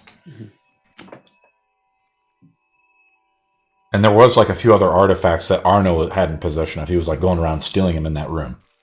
Yeah, I was about to say there are a few items that I'm gonna put on my person. I'm just saying, for brevity's sake, you have collected all the items that aren't there, and we can work out the details. And I'll a few let you weeks know. on our next game. Yeah. Exit in goes the following day to the temple. Does Azul want to do anything else? Or is he just kind of chilling around, collecting that stuff? Azul makes some survival rolls. Let's have him make one survival roll to see if he can collect the poisoning stuff. All right. So there's 2 rolls required. One to collect, and then one to... Now, so Azul, here's one thing you can do. You can either collect the reagents, right? Or you can buy them from the guild. What do you want to do? You want to just buy them from the guild, or do you want to go out and search and make, gamble and roll it? I have 3 days. If I don't find them within the first day, can I go and buy Sure. the reagent? Roll a survival check on the first day. 14. I'm trying to. So make yeah, you got it. poison. It's just like a DC 10 roll, right? All right. So I'm you trying to found make, roll. Vampire. Oh, you want to make a specific type of poison? Yes. I thought you from were the John book. wanted. Okay, let me tell you. Vampire. Is this from that document? Yeah. Oh god, you guys are throwing me for a homebrew loop here. What does it do? Homebrew, splitting the A party. creature subjected Yes, to this pretty much. poison must make a DC 15 Constitution saving throw. On a failure, the target takes 46 poison damage and is poisoned for 1 minute. Potion of poison. While That's what it's poisoned called? in this way, vein fire. Yes. Oh, it's Vampire. So here's how I think of poisons, guys. Like, poisons usually come from creatures or animals, which can be like, it's like a monster bit in a way, what I call monster bits. So say you kill like a great worm, what are these called? Like one of these worms or something with the really deadly poison. Azul, you can't find the reagents. This is like a really powerful poison. I don't know where you get it. How much does the poison cost? Did he put a price on it? Yeah, 400. So you'd have to roll a lot higher than a 14 to find the reagents for it. I actually have a question though. It'd probably be like a DC 20 roll to find the reagents for this poison. Didn't we take any poison from the spider though? You did. So he could use that as a possible reagent from Arno. Yeah, let me pull up that spider. Or 2 is that Corbett over there. You could possibly make a deal with him if you could. You have to like be. You want to really have a pet good with cobra? animals. No, you could like hold him down, so it'd be dangerous. But that's another option because the poison paralyzes people. So the giant spider poison, for instance, the DC on that is only a DC 11 check. It's a lot lower. And yes, you do have it. I think we said I don't know how much Arno had for that. But I'll just roll a D4. You have 3 vials of that, Azul. You want to use that instead. And it does 2d8 poison damage. All right, 2d8 poison damage. DC. It gets half on the save or what? No, it's all or none. Damn. DC 11. Yeah. Hopefully it's not very conny, It's a con 11 check, so it's like a lower check. Okay. I also have something like that. It's a bit stronger. DC 13 and does 3d6 instead of 4d6. Cool. Let's go to Exodus as something interesting is happening with him, right? I want to pull up some like holy music. As you're approaching the temple. That you dropped 1,000 gold on. So I'm trying to organize a lot of this audio stuff. It's really cool. Here we go, religious.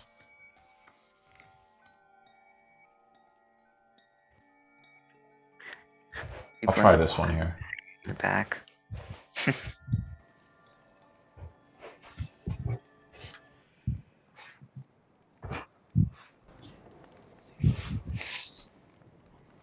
The temple is being Accident, roll a d20. All right. 1,000 gold is like a specialist would make 1 gold a day in this time. Like a general laborer, like unskilled labor, makes 1 silver piece a day. So like 1,000 gold is like an incredible amount of money. Mm-hmm. 13, but we are like in like a fantasy world. So he's hired. This guy's hired like a bunch of people now. He's taken basically your sacrifice. You see people like, I think of like cool ideas like this where people are telekinetically like moving bricks and things like that. Like they've hired some benders to like rapidly build this building. He's gone through like the Merchants Guild. The guy died, of course, but you know another one of the clergy guys is there. What's his name? Accident. Good for him. What's the other? What's his name? Accident. Oh, let's say. Or do we use the random? So let's make it. I'll do it. Okay. What race is? How about what race is he or she? Let's go with she is a gnome. Okay. Her name is Lily. He's like, Lord Exodus, you've returned. Who are you? I gotta find this guy's name. What was his name? Do you remember? Did you write it down? Yeah, He was the tiefling. Notes. No, he was a tiefling. It was Yes. the tiefling. I think it started Male with an M. tiefling. Yes. Morty. Morden. She's like, I am Morty's apprentice. I served here. Oh, God of justice. No, he sacrificed himself. That's truth. As you can tell, the temple is being rapidly built. We should have it finished before the week is over. The guy like telepathically moves some stone and like puts it into place. We just have to get the stone from the quarry. This will be a magnificent place of worship. All thanks to you. What should we call the name of the church once it's built? Name it whatever you please. The Church of Exodus. No. Well, what's the religion called? Meetle, God of forgiveness. Called the sacrifice of Meetle because that's what he did. You can name it in the memory of Morty. The Temple of Morty? In service to Metal. We will name it such. Tell me, those that were in the ceremony in the crypts, how do they do? I'm remembering the disease that was going around. I don't know what that was about. Yes. So this is on day 2, correct? So we've gone through 1 day, right? So you guys have gone throughout the city, and it's something we've kind of haven't really done very much. There's more coughing and stuff like that. You can see like there's people getting sick, right? Everybody makes a con save, DC 11 every day goes up by 1. I did warn you. Oh man, I feel like the kid that was like, "What about our homework?" I see. I kind of forget about it too because you guys are trying to remember 1,000 things here. Let me close that out. I got this. Yes! So close! Fantastic. God. Thank God. So Exodus fails, and as you say that, you start to like cough a little bit, and there's like a little bit of fucking blood. And it's like, Damn. she says, "Oh my." Getting sick before the big fight. God. I'm gonna cast Lesser Restoration on him. You're with him at the temple, Evie? Sure. Sure. Where else have I been? I don't know for it. I'm not there. I don't know. You tell me. She like leans a hand over you, like removes the disease from you. She's like, "Oh my, where did you learn that?" She asks Evie. Back at home, my people are very skilled healers. I can tell. And where's home for you, milady? Well, it is a place called Eberron. It is actually dragon prison, to be honest, but it is a wonderful world. She looks like kind of confused. She's like, huh. Do you have a confession to make exiting? Or what can I do to help you? Just here to see how it goes. Do you need to make a prayer? Or ask for forgiveness? No, I don't think so. Well, you're welcome to stay and, sit amongst the pews. There's like a few pews out now. Rather than just like a pile of rubble, there's like fucking 4 walls and a roof in this building now. Wow. Oh, nice. They're like building this shit quick. They're putting like the mortars, the telepathic, there's like sections. I'm saying like you guys are in like a room or something, right? But the rest of the temple is being built, right? Shit. We could afford to get our own, fort with that kind of. We got money up the wazoo. We got more than 1,000. Shoot. All right, I'll be a nice guy. Azul makes 1 insight roll.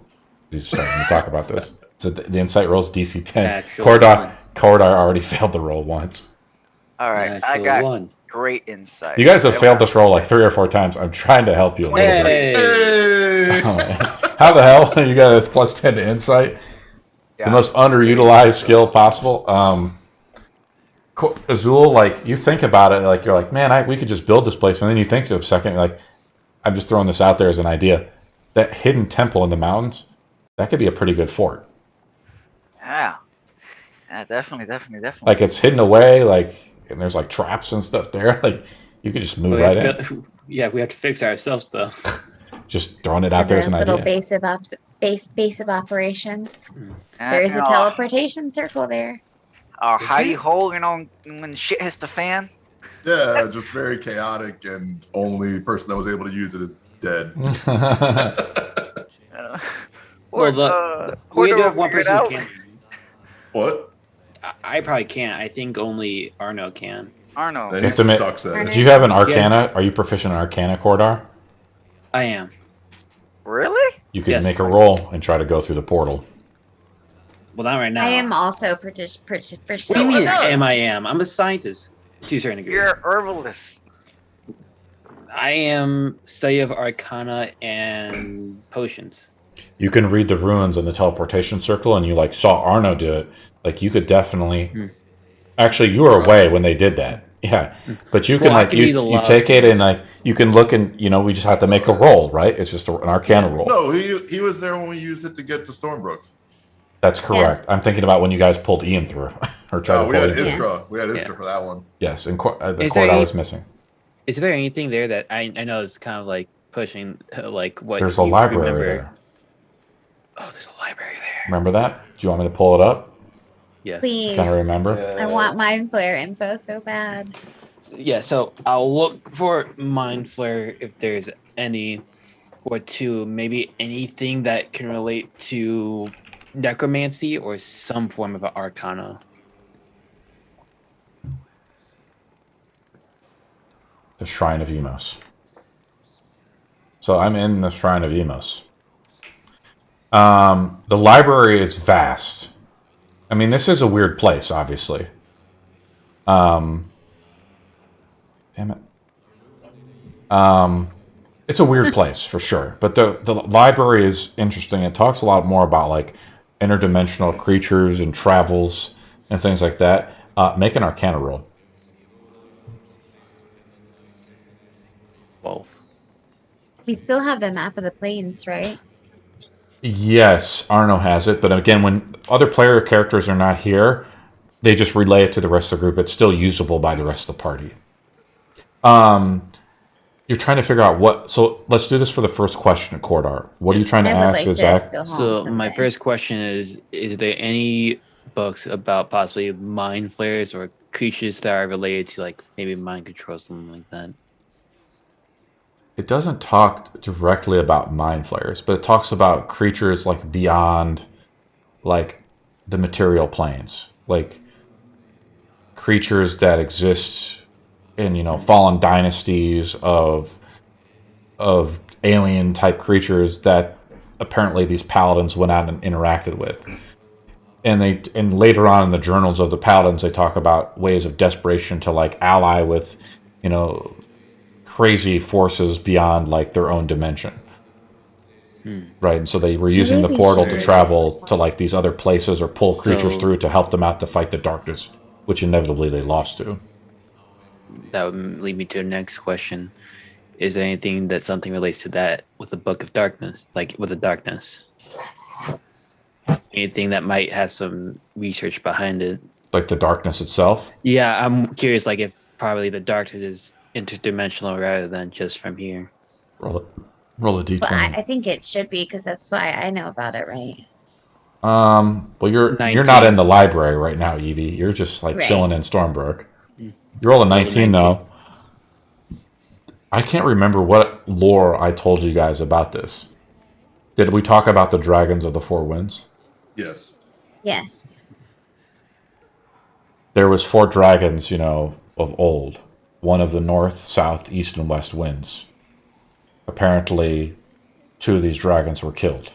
And one dragon was named Urios, god of the east wind, who actually resides east of in these mountains. I marked it on the map for you. Unknown, and remember this Urios had was allied with some gnolls or something that you guys encountered and killed. Remember, Adeline charmed one of the gnolls that you guys were doing on the way up there. Does it mention? It talks about the darkness came about 16 years ago. 16. It started off slowly, and then creatures from beneath the earth and hordes of goblins, orcs, these monstrous type creatures just overwhelmed the cities of men. So it began from beneath the earth. That's what it says. Nothing about it being interdimensional. You did roll pretty high, didn't you? You rolled a 19 as a custom 19, roll. yeah. But it's really an Arcana roll because you're reading Oh, so through. 22. Yeah, so you're actually rolling with Arcana. Do you want me to whisper it to you, or do you want me just to straight tell you? Whisper. I like secrets. Okay, cool. It'll take me a second to find it. What else did so we're let me go back to the temple. I just want to wrap up what happened in the temple with Accident. Accident, do you do anything? Do you just sit down and say a prayer or something, or? I would, before Lily goes away, tell me, Lily, does Matel truly believe everyone is forgivable? Yes. You may ask the gods forgiveness, and they will forgive you. Asking for myself. Shall we go to the confessional? No, I'm not one for talking. It's okay. If it's your first time. I'll think on it myself. She says, feel free to go by yourself, Lord Accident. And with that, I would walk to one of the pewters, and I would just sit there for a couple hours. What do you think about when you're there? Do you want to talk about it, or you're in the mind? We're in the mind of Accident. What is Accident thinking about? Thinking about what shit, I already forgot his name. Morty said about me before he died. He clasped her hands, and he cast a ritual, and you see you remember the black glue from this gaze from this crazy creature down by the bank, just a few blocks down the street, cast on you. Yeah. So then makes me thinking about You're a hero, Accident. Yeah. About my and renovations, right? My mother. Yeah. Elnora, the dwarf slave who raised me until she was murdered. And how I'm kind of thinking back to how she wanted me to be. But I've kind of given that up for the life I've been living since.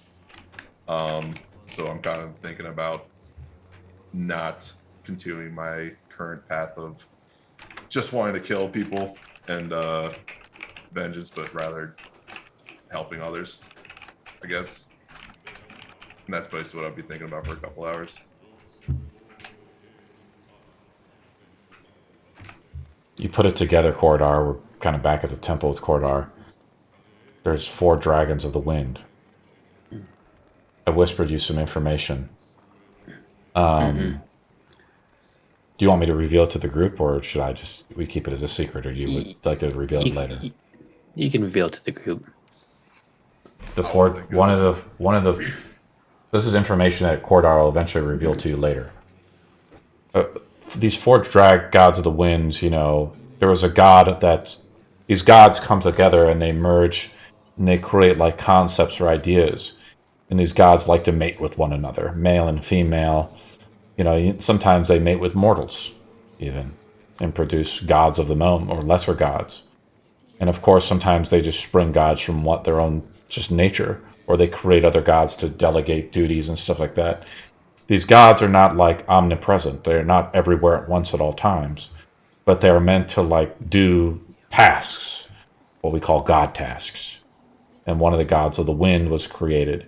And this god of the wind, Utrix, I think was the name was, created these 4 gods of wind, 4 powerful dragons. The gods saw this and were concerned that the dragons' hearts were not pure.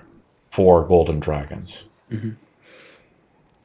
And as kind of being over this and being over the bull, the god's oblivion, he kind of like tenses his hand a bit around the book, almost slightly tearing it, but before actually fully doing it, releases his grip. It's like anger in his eyes. Of course. You learn about one of the dragons, the wind. You just kind of put it together and you think about it. Bull must be one of the dragons of the 4 winds, who maybe killed 2 of her brothers. The last one, Urios, is still alive during the Great War. I'll put that book in my personal bags, and then I'll look for one more thing, and if there was any books that might pertain about talking about the Knuckles. Interesting. I'll say one last thing about the darkness. It talks about like the darkness. There's accounts like where the paladins talk about battling the hordes of the darkness, and they see this giant dragon made of shadow and flame, breathing like shadow onto armies of light. And when the shadow is released, all that's left and remained is more shadow.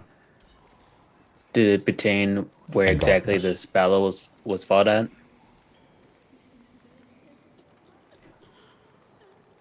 We'll say north of Stormbrook somewhere. In between where you're at today and south, but there was many great battles where the nations of men fell one by one to the hordes. These like endless armies over time. I'll explain one last thing. Like, unlike in like say like Lord of the Rings, where these orcs just take over and like annihilate everything, like not every man, woman, and child is like slain. The orcs are like left into like as a I want to say like as a they vassalize places, and they act as like almost like tributaries for further conquests, and they stay in and tax these people, and they oppress these people, and like even these like endless hordes, they were spread thin, and that's how the nation of Stormbrook was liberated. Like there was only 100 orcs apparently that held captive over 10,000 people. Kind of like a Nazi and South Range situation. Exactly. So like very few just orcs instilled the fear of like, God in people, and they just like stepped in line, and nobody stood up to them. Alrighty. You asked about the Knuckles question. Mm-hmm. Let me go back to the rest of the group before we roll on that. Azul, do you want to do anything else? There's like the group has poisons and stuff like that, but like, do you do anything else or? What does Azul do? He would go out, hunting, just get the feel of the family bow that he's like now he has in his hand. Yeah. This is the thing he was looking for. It's great. and all this like a proud moment. He just wants to use it, get the feel for it. This is the shit that we were given when we were as protectors of the forest. Sure, we lost the forest, but this is the bow. This is the bow that we were given. Oh. It was like a light, a hope that that we used to just. It was just amazing. Like, he was told stories about how this bow helped his family take down like the most evil of badasses that came down to the forest to try to conquer it. And we were like, fuck no, we have this shit. This was given us to a badass dragon. You can't take us down. You remember the tale, the legend of Orion, god of the woods, right? Of the deep wood. And apparently in the last war, the darkness killed Orion, which was like this demigod of the woods. Chopped off his head and put it on the great Gaia tree to show all the elves and the wood elves of the land that basically the darkness was there and reigned over it. The wood elves left long ago, and it said one day that if someone restores the great Gaia tree, all the wood elves will return once again back home. But now there's great cities of trees and elves are all but abandoned. Their people scattered like winds throughout the whole world. Maybe with this, that we can gather again. We can take back the forest. This thing is like a ray of hope that he thinks like maybe this can bring back everybody. Maybe we can take back the forest with this. This can be like our beacon to rally my people with. It's an amazing thing to have. Like, he's just like so happy, elated. He's like proud. This is like a race of pride that he has now. You shoot an arrow into a tree as you're practicing, making another attack roll. To try to maybe like do the Robin Hood thing where you shoot the arrow right through the other arrow. 17. Didn't roll super high. It's probably a very difficult shot. It's probably like a 20.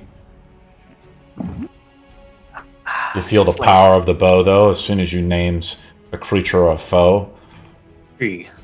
Right? Fear. Fear will strike into it. Exit and you're sitting in the pew for hours just thinking about life in general.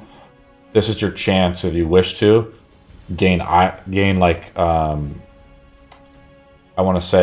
favor of the gods, of the god Metal.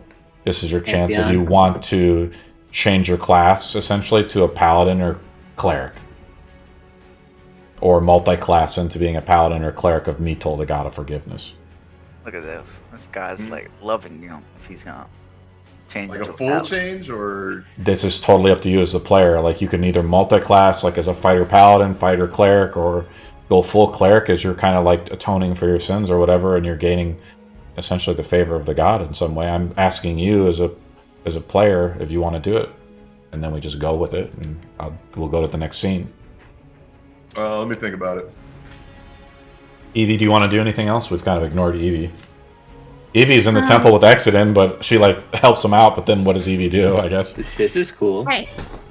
I would like to try to see if there is any like wise mages or like learned people in the city. There's like a lot of fucking beggars like in the town. Like a lot of poor people. This town is like just recently liberated, but like you ask around and like you find like somebody who like reads and writes a little bit. And they're like, the Guild of Mages has not even come back to scribe, and they only work with the Iron Links. And they say Lord Parnish is a great mage himself. Maybe you should ask him.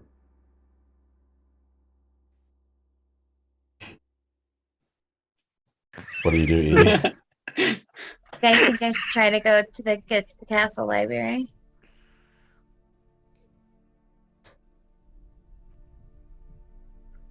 Do you have the sending spell or whatever in your character sheet? Because you can like send a spell to Cordar. You can like send him a message across like infinite distance. Yeah, the same plane of existence, I believe. Yeah, because he's like in the library. I am.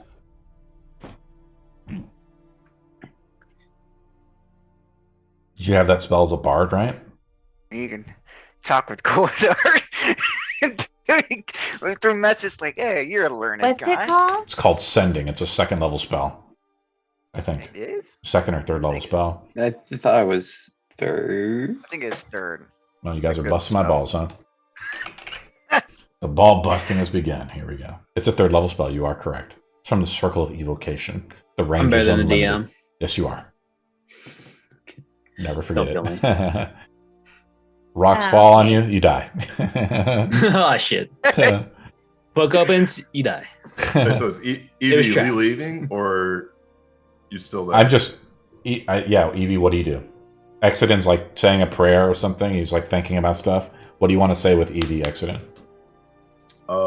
If she were to leave, I would want to ask her something before she would Yeah, leave. go ahead. Evie, tell me, when you healed me just now, do you have any idea what's happening in this city?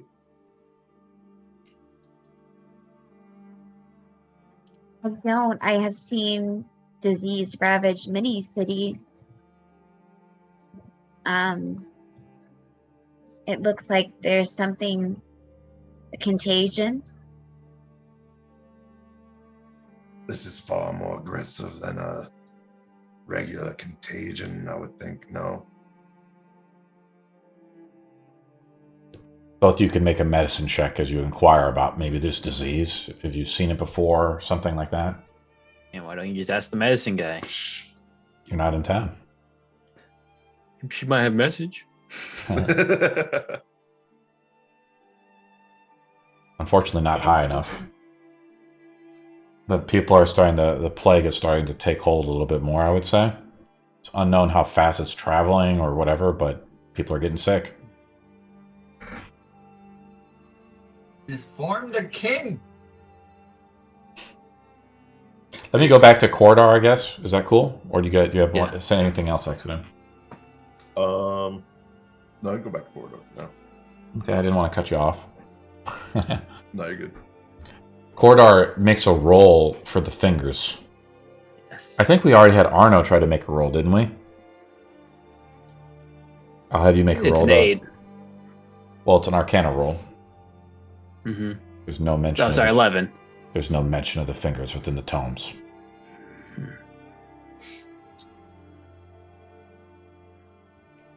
But I mean, you just get the sense that like these are something powerful. You just haven't found I answers to kind of. It's about. I mean, I would guess that it was powerful. It has nothing to do with Vecna either. I'll just give you that hint. Oh, for real? This entire time, I thought for sure. No. Can I want to figure out, because I know it kind of given some of the answer just by telling about the disease, but I was wondering if I could discern what type of disease there is, if there's any medicine books. You're like looking through the books. Yeah, I'll have you make a roll, make a medicine roll. But you're asking about it. I mean, you're within like a vast wealth of knowledge. There's no printing press in this world. 16. Yeah, let me tell you what it is. It's filth fever. Something's wrong though. Like, so It's not natural. this is like something is really up. I can't tell you more beyond that. I just know the general knowledge of it. You find the diagnosis of the disease, like the coughing, the fever. What it does, it gives disadvantage to all strength saving throws and checks. It just causes like extreme weakness and fatigue, and in certain cases, death. Wow. Yeah, and I also know at least the common area where it comes from, because it says it's contained by animals such as rats and other sewer animals. So Unknown. alrighty. I mean, that's what you find in the book, but beyond that, it's like you might be caused by rats. Maybe not. That's it, and I'll start flying back. Flying back with the whole horde, basically a dragon's horde of loot. You know, kept by these paladins who like traveled throughout the plains. You don't want to risk it and like travel through the portal and save yourself a day's worth of time? No, I won't. Not gonna fall for it. Not gonna fall for the jet. You don't want to get roll all randomly. No. You don't want to pull an art. You don't want to. Sometimes- You don't want to summon a sometimes shadow demon. Oh, hi, Ian. Nice to meet you. Yes. Cool. So you're flying back. Let's go back to Exodus and Evie. Sorry about that. You guys are still in the temple. You've asked about the disease. You guys don't know much more about it. Of course, Corridor just figure something out about it. But what do you guys do? Excellent. What brings you to this journey? Be honest, right now, I don't know. At first, all I really wanted to do was kill Ian. Why? A longing for a feeling.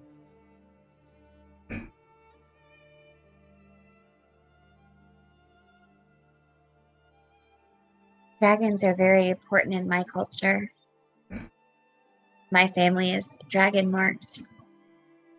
And, there are good and bad dragons. Hopefully, we can find the good ones and stop Ian. I don't believe there are any good dragons. Only those with lofty ideals. It would be unwise to trust them. That is very true. Do you think we can actually kill Ian in a week? I don't know. Now that he's got that goblet, another finger, we will have to sneak up on him and hope to catch him by surprise. But if we do, I think we could do it.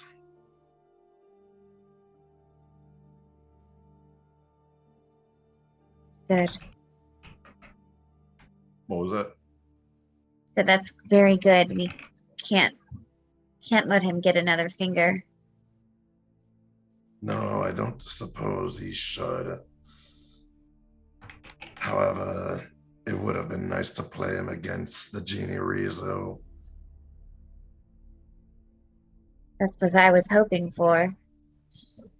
Yes, but I don't think we have the time for that to be making another enemy. I wonder if the genie could be an ally. I don't think it would be an ally we would want. But maybe one we could use. Maybe. Tell me, you came here to find this source of darkness, was it? Yes. What does it have to do with your world? There is a prophecy that this great darkness will spread through all of the planes and envelop everything.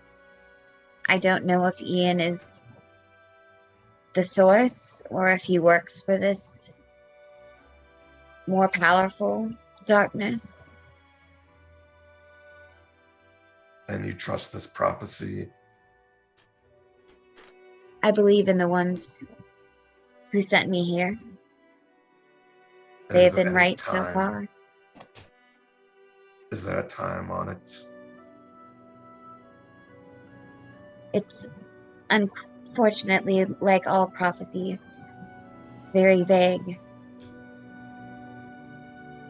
I would suppose that would mean slightly useless. No. Well, there's enough information. When I met Ian the other night at the wedding, I could feel the darkness in him. Then, for now, it looks like Ian is a high priority. He's at the top of my list. If you don't mind, I would like to stay here for a while longer. Feel free to stay as well, unless you have other business. Do you mind if I play some music? Go ahead. And I'll bring out my harp and just start to play some just calming, nice music. In the church? Mm-hmm.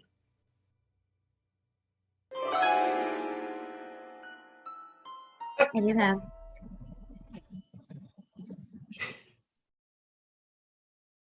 That's about that. That's just my sound effect, I guess. Oh. I don't have like I thought I was gonna play maybe a full tune, but something like that, right? Cool. Sorry, I tried. Cool. Is this the end of day 2? Correct. Everybody in the city rolls another con save DC 12, or become diseased. This is when I enter the city, though. You come back on day 3. It takes you 1 day to pack everything up. Would we have had a long rest? So you failed because the DC goes up by 1 every day, Azul. Are you fucking kidding me? It's DC 12. Sorry.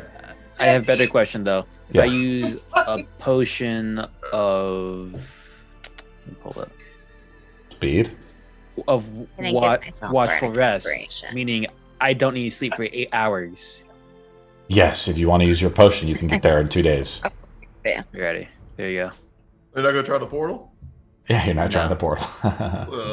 But because of that, I won't get exhaustion. It acts like I get full rest of sleep. So, every day that passes, events happen. Ian tries to make a bargain with Rizu with the lamp.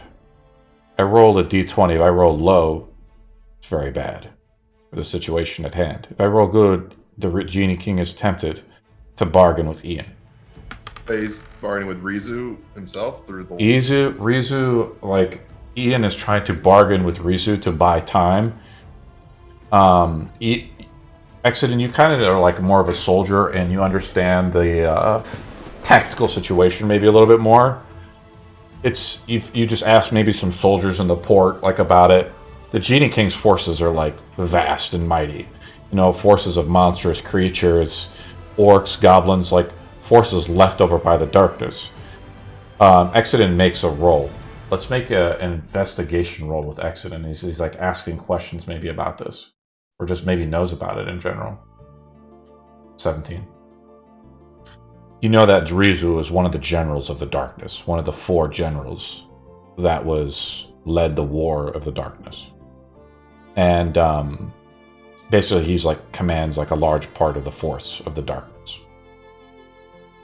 So I made a roll in secret, right, with Ian trying to bargain with Rizu, the Genie King. I make a roll as the plague in the city is taking hold more. You guys wake up the following day, there's a decree throughout the whole land. There's a bell that sounds and the town criers go out. The whole city is under lockdown. The city is basically under quarantine. No one is allowed in or out of the city as the disease is starting to spread. I rolled pretty bad or whatever.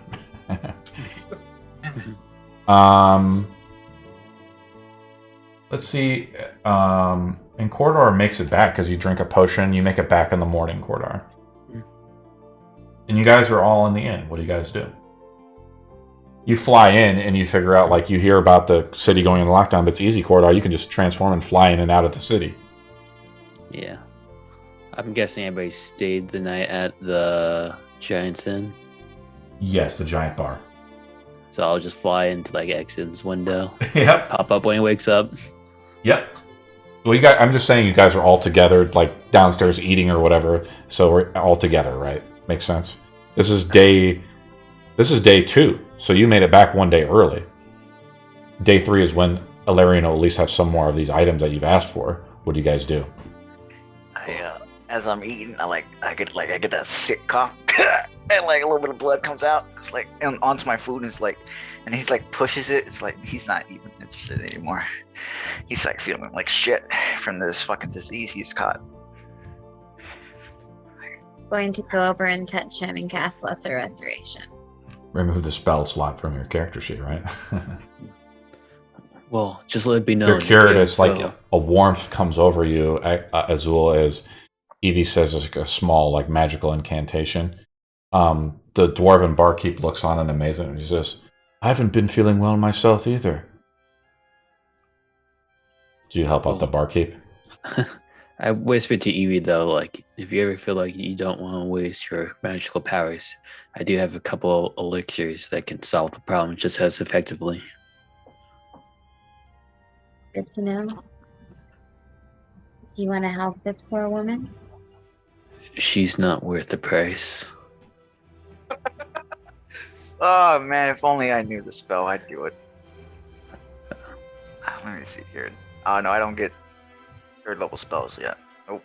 I could help her with basic medicinals, but I'm not willing to give up such It's a second rare level spell. equipment for it. Oh, but I can't add spells. I'm stuck with the ones I have. Damn it. But after this, I'm probably gonna be in the room all until near nighttime for completing Some the potions? potions that Accident and I need. Okay. Is anybody else doing anything else on the downtime of day 3? We're on day 3, right? Mhm. I think I'm Day gonna go 2, with isn't it? Paladin.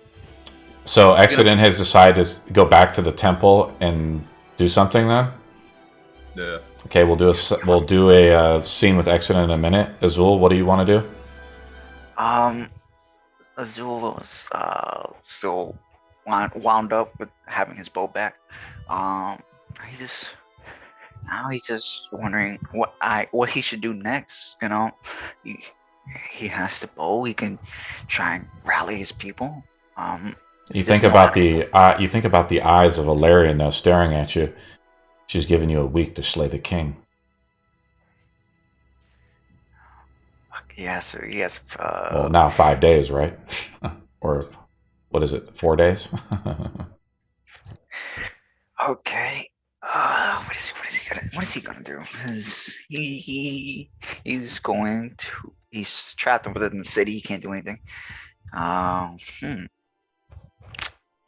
You go with Accident. He has no plans. So you go to the temple with Accident? Go with the temple with Accident. Evie, what do you want to do? Anything else in the last day, really, of downtime? Can I try to buy anything? Yeah, did you already roll for the Merchant's Guild though? Didn't you? Yeah, I think I New did. day. No, you have to roll once a week.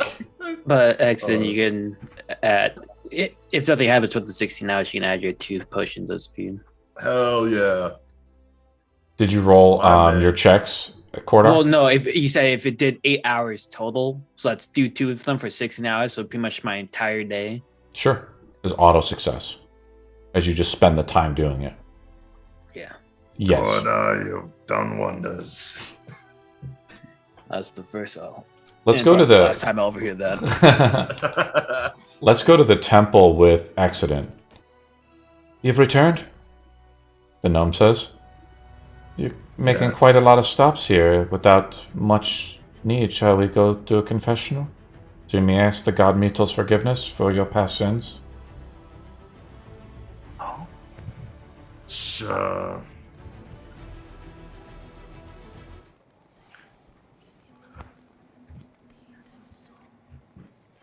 So you go into like a confessional booth. She slides the thing across, like so. It's just like in Catholicism, like you can't see her, or she's like a silhouette. Near the thing where he's at. I want to try and listen in on this. Make a stealth roll as You well. son of a bitch. He's very stealth interested in knowing Accident's past. Sure. Accident has to roll a perception roll. 18. Oh no, 16. So it's versus Accident's perception. Nope. I don't know.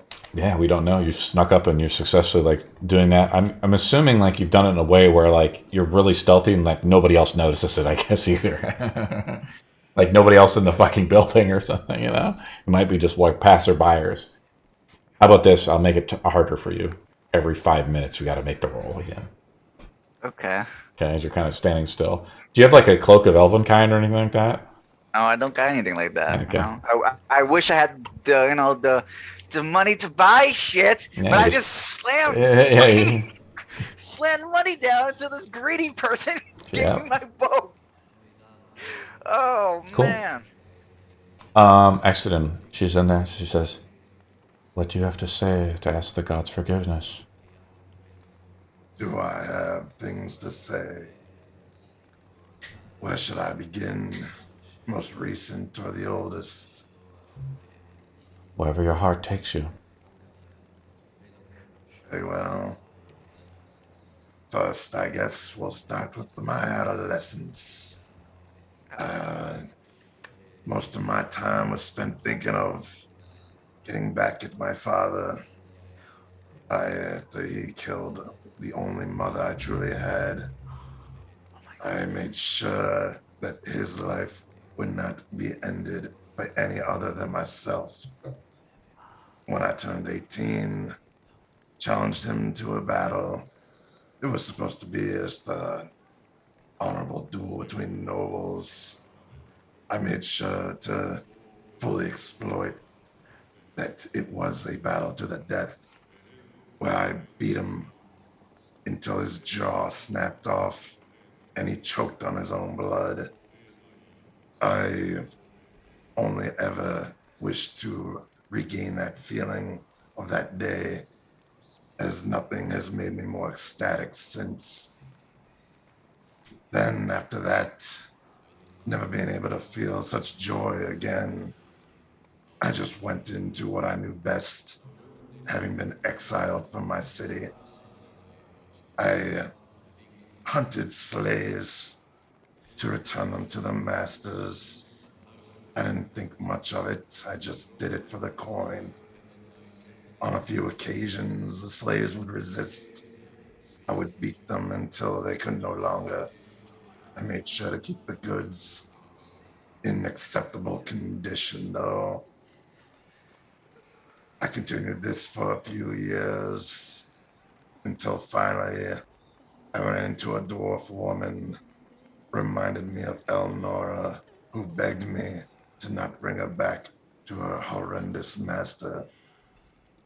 At the time, I didn't know what to do.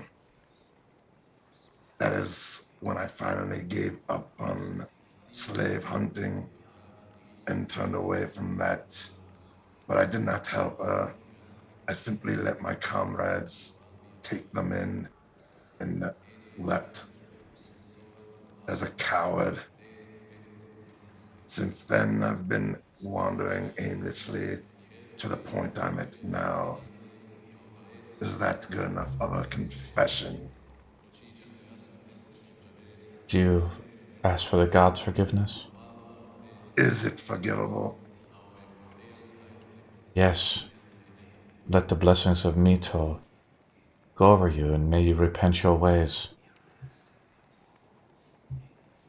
and turn back from your brutality. I don't find it forgivable. You are forgiven by the sacrifices of Komus from all that is good. Look at your donation has already taken our temple to the next levels. It's just money. May I be quite frank with you, Lord Accident? Don't call me Lord. But sure. It wouldn't be bad if you gave us more money, even. So we may do more good in the world, and then the gods may forgive you even further. I'm getting swindled here? Fuck it. How much do you need? She's like saying this to you in the confession bit. Azul makes another saving throw, or another stealth roll. Do I roll another perception? Yes. Oh, I don't think you can beat it unless you roll a No, natural I cannot. 20. You have to roll a natural 20. Nope. Yeah. She says your donation of 1,000 was enough. She says, what about another 1,000? She just like pulls a number out of the air. Wow. Sure. Why not? She says, can you pay us today or now or? Us. Oh, the gods are truly great in you, Lord Accident. Mito forgives every blessing and soul, your poor soul, and the gods will forgive you forever. She just seems to be like making shit up. For it. You feel like... Can I do an insight roll? Yes, go ahead. She should have been the one that's been sacrificed. I think I was 13. actually nice. Let me make a roll here. She seems to be like just kind of like just ecstatic and like kind of excited about it. But it seems like she's just kind of making shit up, sort of, too. So I do know she's fucking full of shit right now. She's just like happy, you know, that she found like a true patron, I guess. I don't know. She's not like trying to swindle off money, just like she's actually she's genuine and wants the money. Like I think she genuinely wants the money for the temple though, not like swindling or anything. Have you guys ever been to the Vatican in Rome? No. Any of you? It's like very gaudy. It's like just imagine like how many like believers are out there like contributing to the church. Like there's things inlaid in gold there, in real life. Right. And like masterful works from like Da Vinci and things like that. It's like she's just thinking like, how can we, make these, great grandeurs, making this temple like extremely just like over the top now. Dropping her pride for the grave of the church. Yeah, it's not very humble, No. But it's like we need the money, so yeah, exactly. All right. Her hand is out, I guess, but she's just like she kind of says like, "Hey, you're rich," so she's just like, "Hey, I wonder how rich he really is." Wow, come on, accident. She's like, I would exit the handle this. So do you? She's like, do you end up donating this money? Yeah, I'll donate. Remove it from your character sheet as they leave the confessional booth, and I don't know how your character feels. I mean, do you feel forgiven? Does a warmth wash over your soul? No.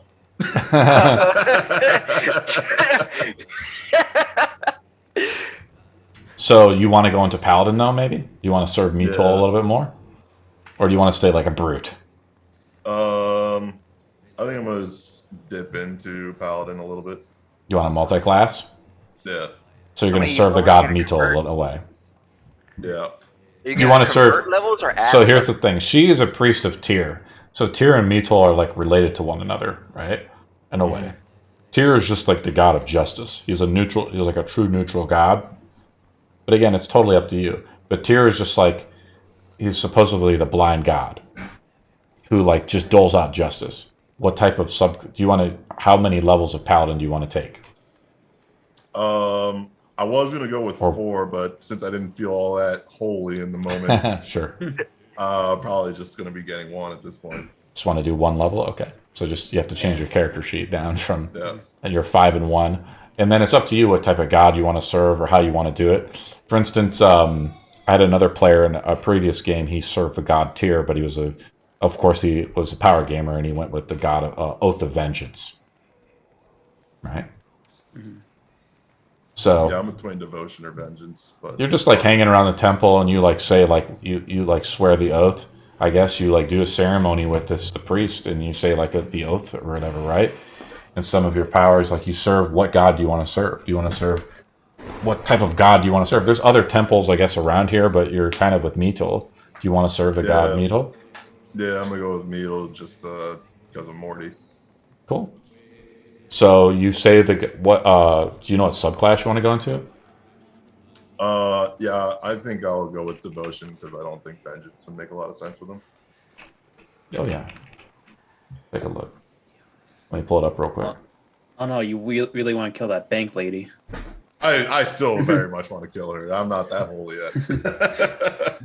You don't get the Oath of Devotion till level 3.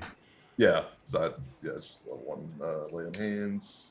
Yeah, you say like the Oath of Virtues for like justice, virtue, and order, and like restoring balance to the world. And she does like the Lily, of course, is like coercing you into this a little bit. She's like, yeah, we have to do this, kind of thing. And she's like, you're going to be a great holy warrior for us, And she's like, and also we need more money, kind of thing. This is like the general idea. I don't have the whole ceremony prepared because I don't know what you're going to do. But you know what I'm saying? Like, this is just a synopsis of it. Cool. This is the end of day 3. Does anybody else want to do anything, right? I don't know. Cool, accident. I like it. Would Azul at all pop up where Cordair is while he is working? I don't know. I guess he'll check in on your progress on making potions because he knows you're gonna make them for the group to help out. But he'll pop in for sure. He'll stick his head in your room and be like, "How's the potion making going?" Oh, it's going all right. Just I'm almost done with the second potion here, but it should be done here in a couple hours. Okay. Well, before you leave, I did have a question. The second time we met each other back, you said your sole objective was to finding me and not doing potentially mischievous activities. But as soon as a couple days passes and I left, you just kind of stayed with the party. So it's like your at least that current objective is done, but all I'm curious is now is where are you here now? What is the point of being with us? Well, I want to. I have this bow now. I am going to try and gather my people and try to reclaim the forest. To that, I need money, I need resources, I need support, I need friends, I need help. Exodus, Udor, and I forget what's her name. Adeline are all great people. People I can trust in some capacity to have my back. Possibly support me as long as I support them. That's why I'm saying. Well, I hope you don't take it to heart for that fearful day that I made the grave area to you. There was no ill intention, but I only thought it was the right course of action to save the party. I'm sure you've thought that. But you say it's to save your people. What exactly happened? The god of our people was killed. His head staked onto the great tree, and we scattered. By who?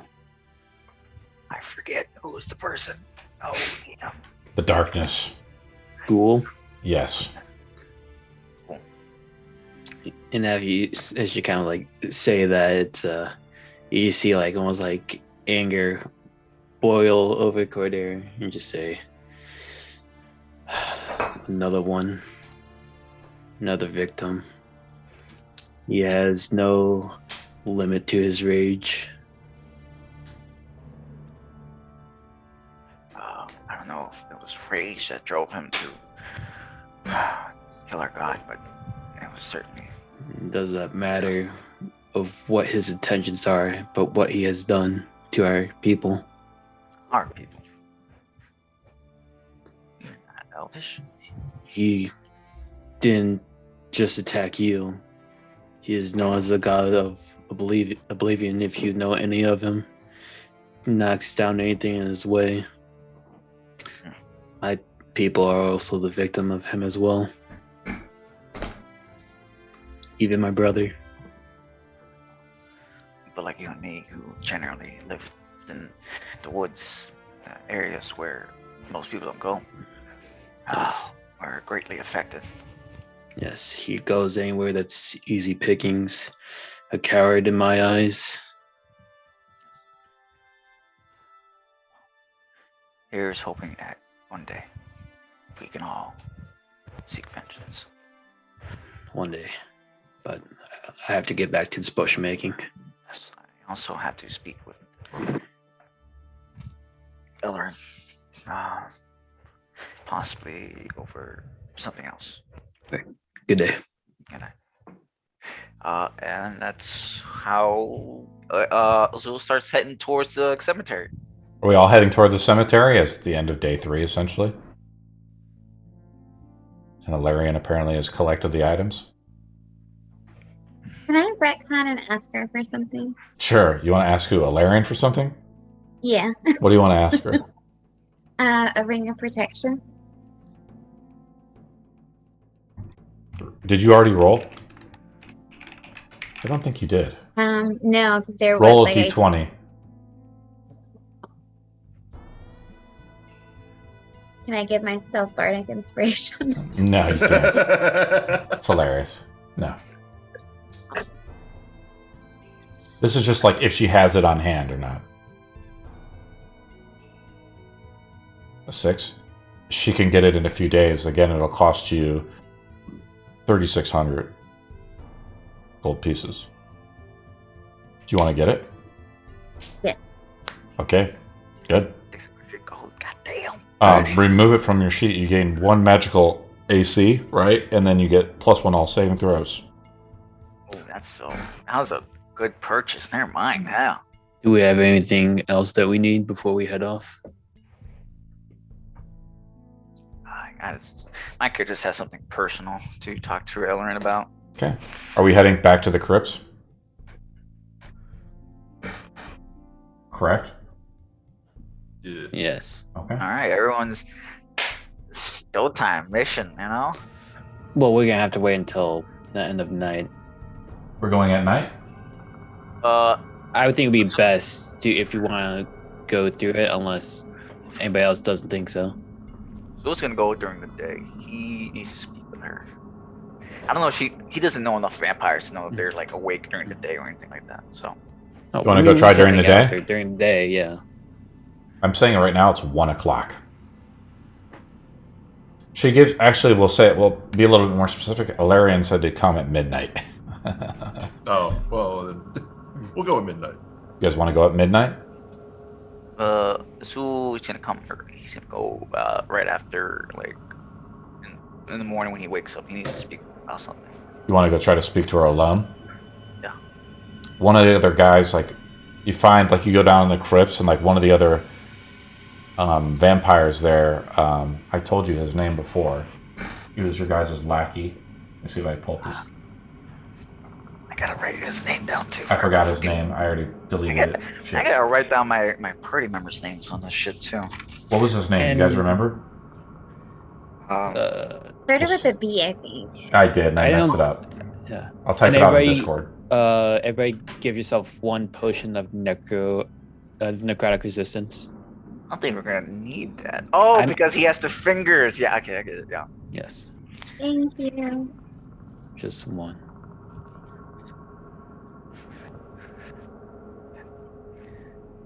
What's the... Yeah, he has the Finger of Death one. That's right, Cordar. Smart. I like that. Yeah, I saw it when we were at the party. That's right. But remember, Arno had the ability to, I think, cast Finger of Death. Was that correct? I was his think he ability? had that one thing. I don't think it's not finger death. It's something else. A blight, I think. Yeah, so that does necrotic damage. It's correct. It's a very powerful necrotic spell. I like that. Very smart, Cordar. You try to go during the day, and this guy, I put out his name, is just another vampire spawn who works for the guild, Tantalos Grey Willow. He says, you're supposed to come at night. She's asleep. Maybe you can help me. You're her lackey, right? Of course. What do you need? I want to know who was the person that gave her this bow. He like looks around. Make a persuasion roll. Alright, I am not very good at this. Can I help him? You're not there with him. He went by himself. That's what he said.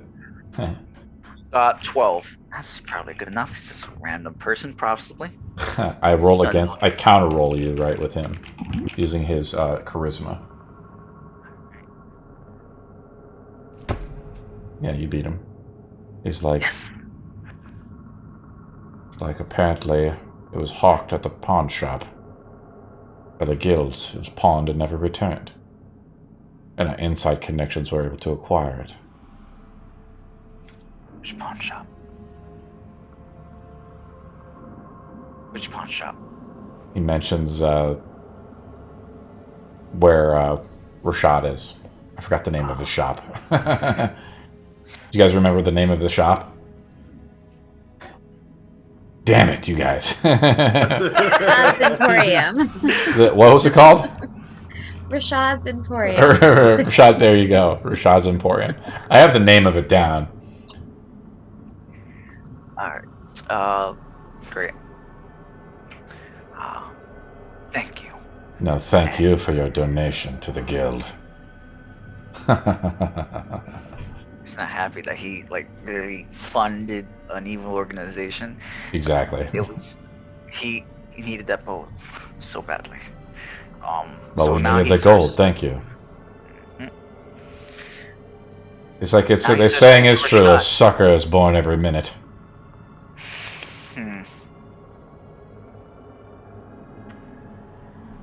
What do you do?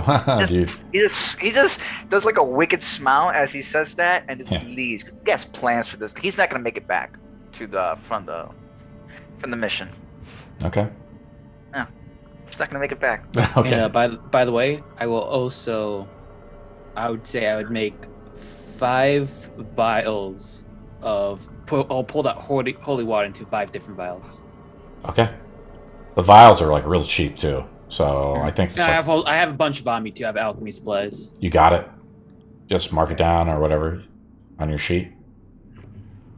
As you pull them out from the gallons of the bag of holding that you've organized it out. You probably already did it back at the other place. Back at the temple, the Shrine of Emos. Cool. What do you guys do? So we're going to see Ellarian, correct? Yes. Cool. Let me move the time to midnight. Finally! Whoa, Arno says. I don't like kind of taking over characters when they're not here, Because then they get pissed, if I do something wrong.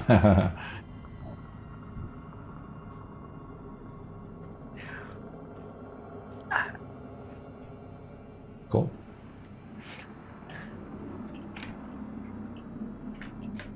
Right on time, she says, as you guys come in to the crypts. She says, "So, what did you do for the last few days?" She asks Exodin. Do you have our goods? She says, "Bring it out." She commands her minions in the shadows, the other vampire spawn that she's corrupted and made. She says, "You're still not interested, Azul?" Not even close.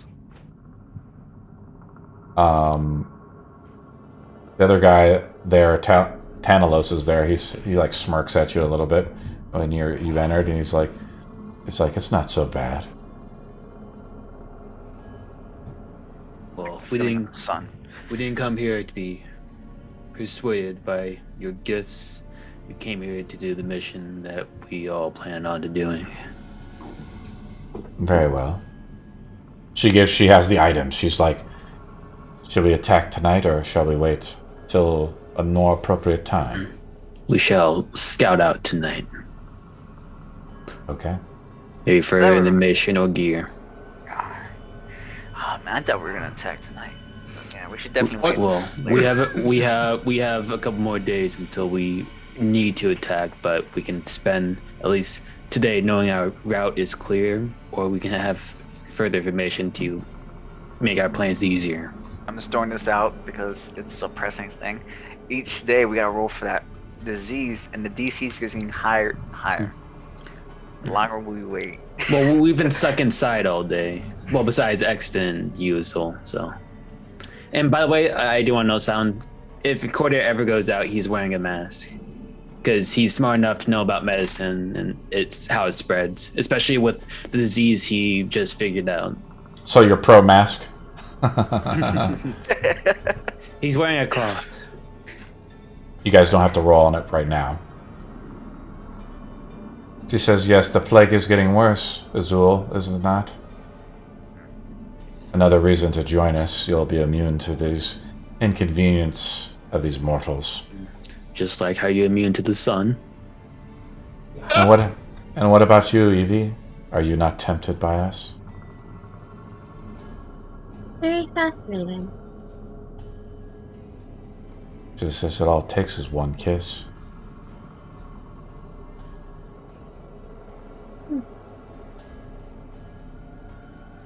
Where's the pawn?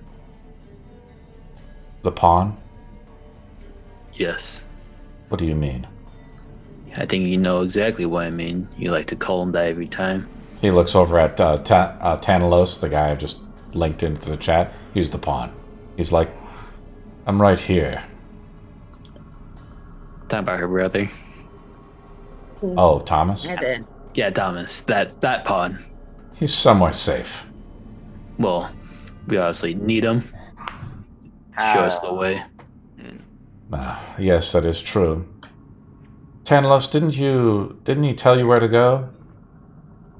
Yeah, he told me where to go. I know the way. Insight check. Yeah, go ahead and roll it. I'll roll 2. I want to make 22. sure I can let up the nose. Go ahead and roll it. Get advantage if he's lying. Sure. He, like, Tanalos and Ellarian, like, they're kind of, like, weird. They're, like, looking at one another, just, like, smirking back and forth in a way. They just did hand you a bunch of magical items, though. So it seems like, you know, everything's kind of on the up and up. I mean, she's definitely interested in killing the king and putting Thomas on the throne. But at least she's telling the truth. Yeah, From the ring I of guess. truth, them. Okay. Yeah. That's all I need to know. All right. So we're gonna scout it out and then go again. When?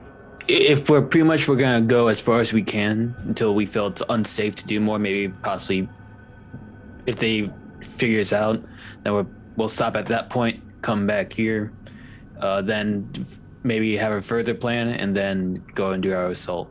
I can take you to the garden where you want to go, and feel free to scout around Stormhaven. Stormhaven is the name of the castle. Right? Alrighty. So Your thoughts? Should we attack now, or scout out and return? Ellarian's like, do what you need to do. Get it done right. And kill Istra while you're at it. we'll do our best. I don't know what the king has done to bring her under her power. Or his power, I should say. But it can't be right, and she's betrayed the guild. She has to die. Leniency. She's already dead. Figure it out and make it look as least suspicious as possible so we don't have to do as much cover-up. That way we could easily put Thomas and the king. In fact, if you capture Ian, it would be even better. That way we can interrogate him and figure it out. Oh, But Istra, we'll see what we can you do. definitely need to kill her. Well, we'll see what we can do, and I'll start heading off with the guy. I'll like kind of grab him, push him along. You like push him a little bit. He's like, fucking watch it, man. How about you lead the way instead? It's like, fine, goddammit.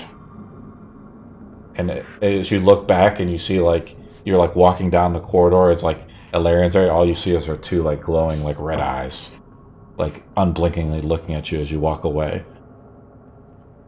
There's Yeah. a shiver up those little spines. And like I'll a cast dancing lights as well to guide us our way. Cool. And that's where we'll begin our game in the next couple weeks. Alrighty. That sounds good. We got everybody. We should make the attack then. You know? As we travel through some of the catacombs and crypts. I felt that was a good session. Yeah. Of course, man. See, we'll make it work. I did not think I'd get the most so easy. Maybe 7,000 gold. maybe those days we can retcon and hopefully Adeline can somehow get her magic back too. Shit, and I wasn't even expecting an oath bow. I thought it was just gonna be a +1 bow or anything like that. Something like that. I mean, for Adeline, I did have some ideas, obviously, but you know, she wants to be one of the Undying guys, right? She wants to do Path of the Undying with, so we might have to do a little retcon, you know. Yeah. But also an option for her, I was thinking, is she's kind of like a wild, crazy, like teenager in a way. She's kind of indecisive and stuff, right? Am I right? Like, Yeah. I think a wild magic sorcerer would probably be a better fit. She's crazy at this point. You think like I don't know Lightly. how She's like so like indecisive. Like wild magic just feels kind of like natural for her character. All right.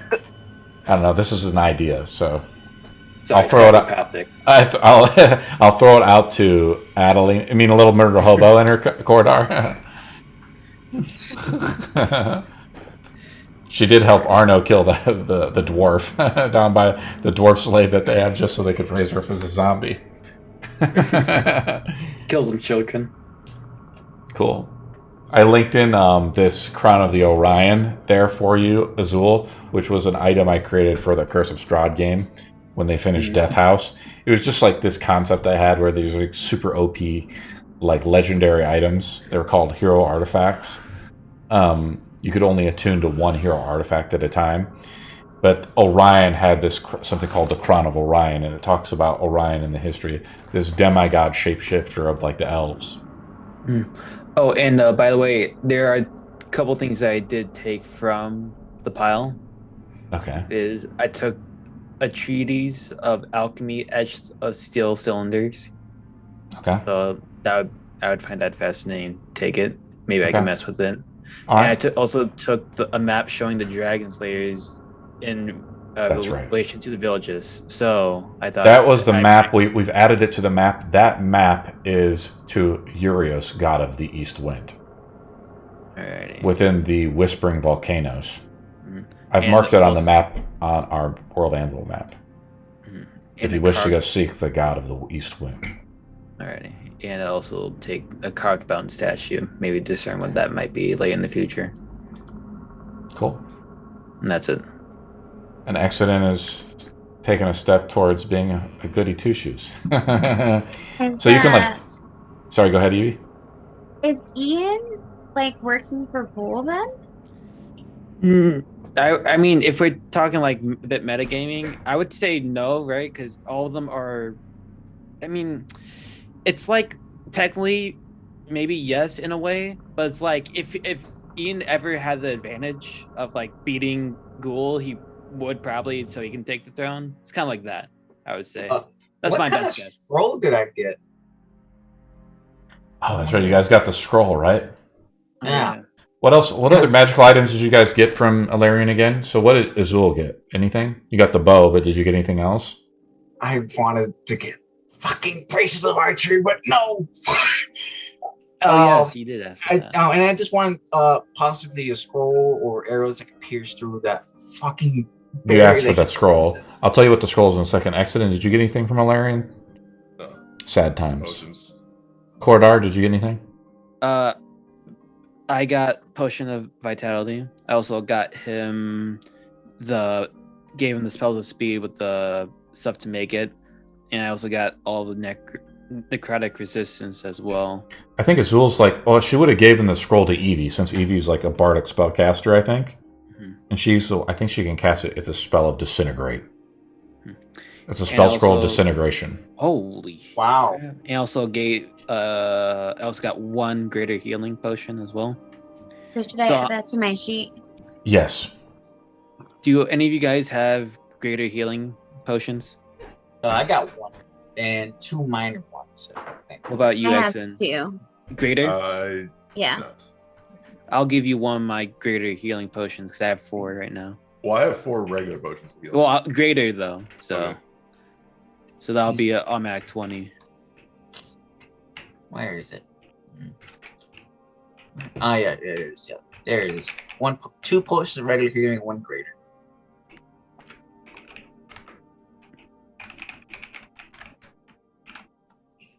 Yeah.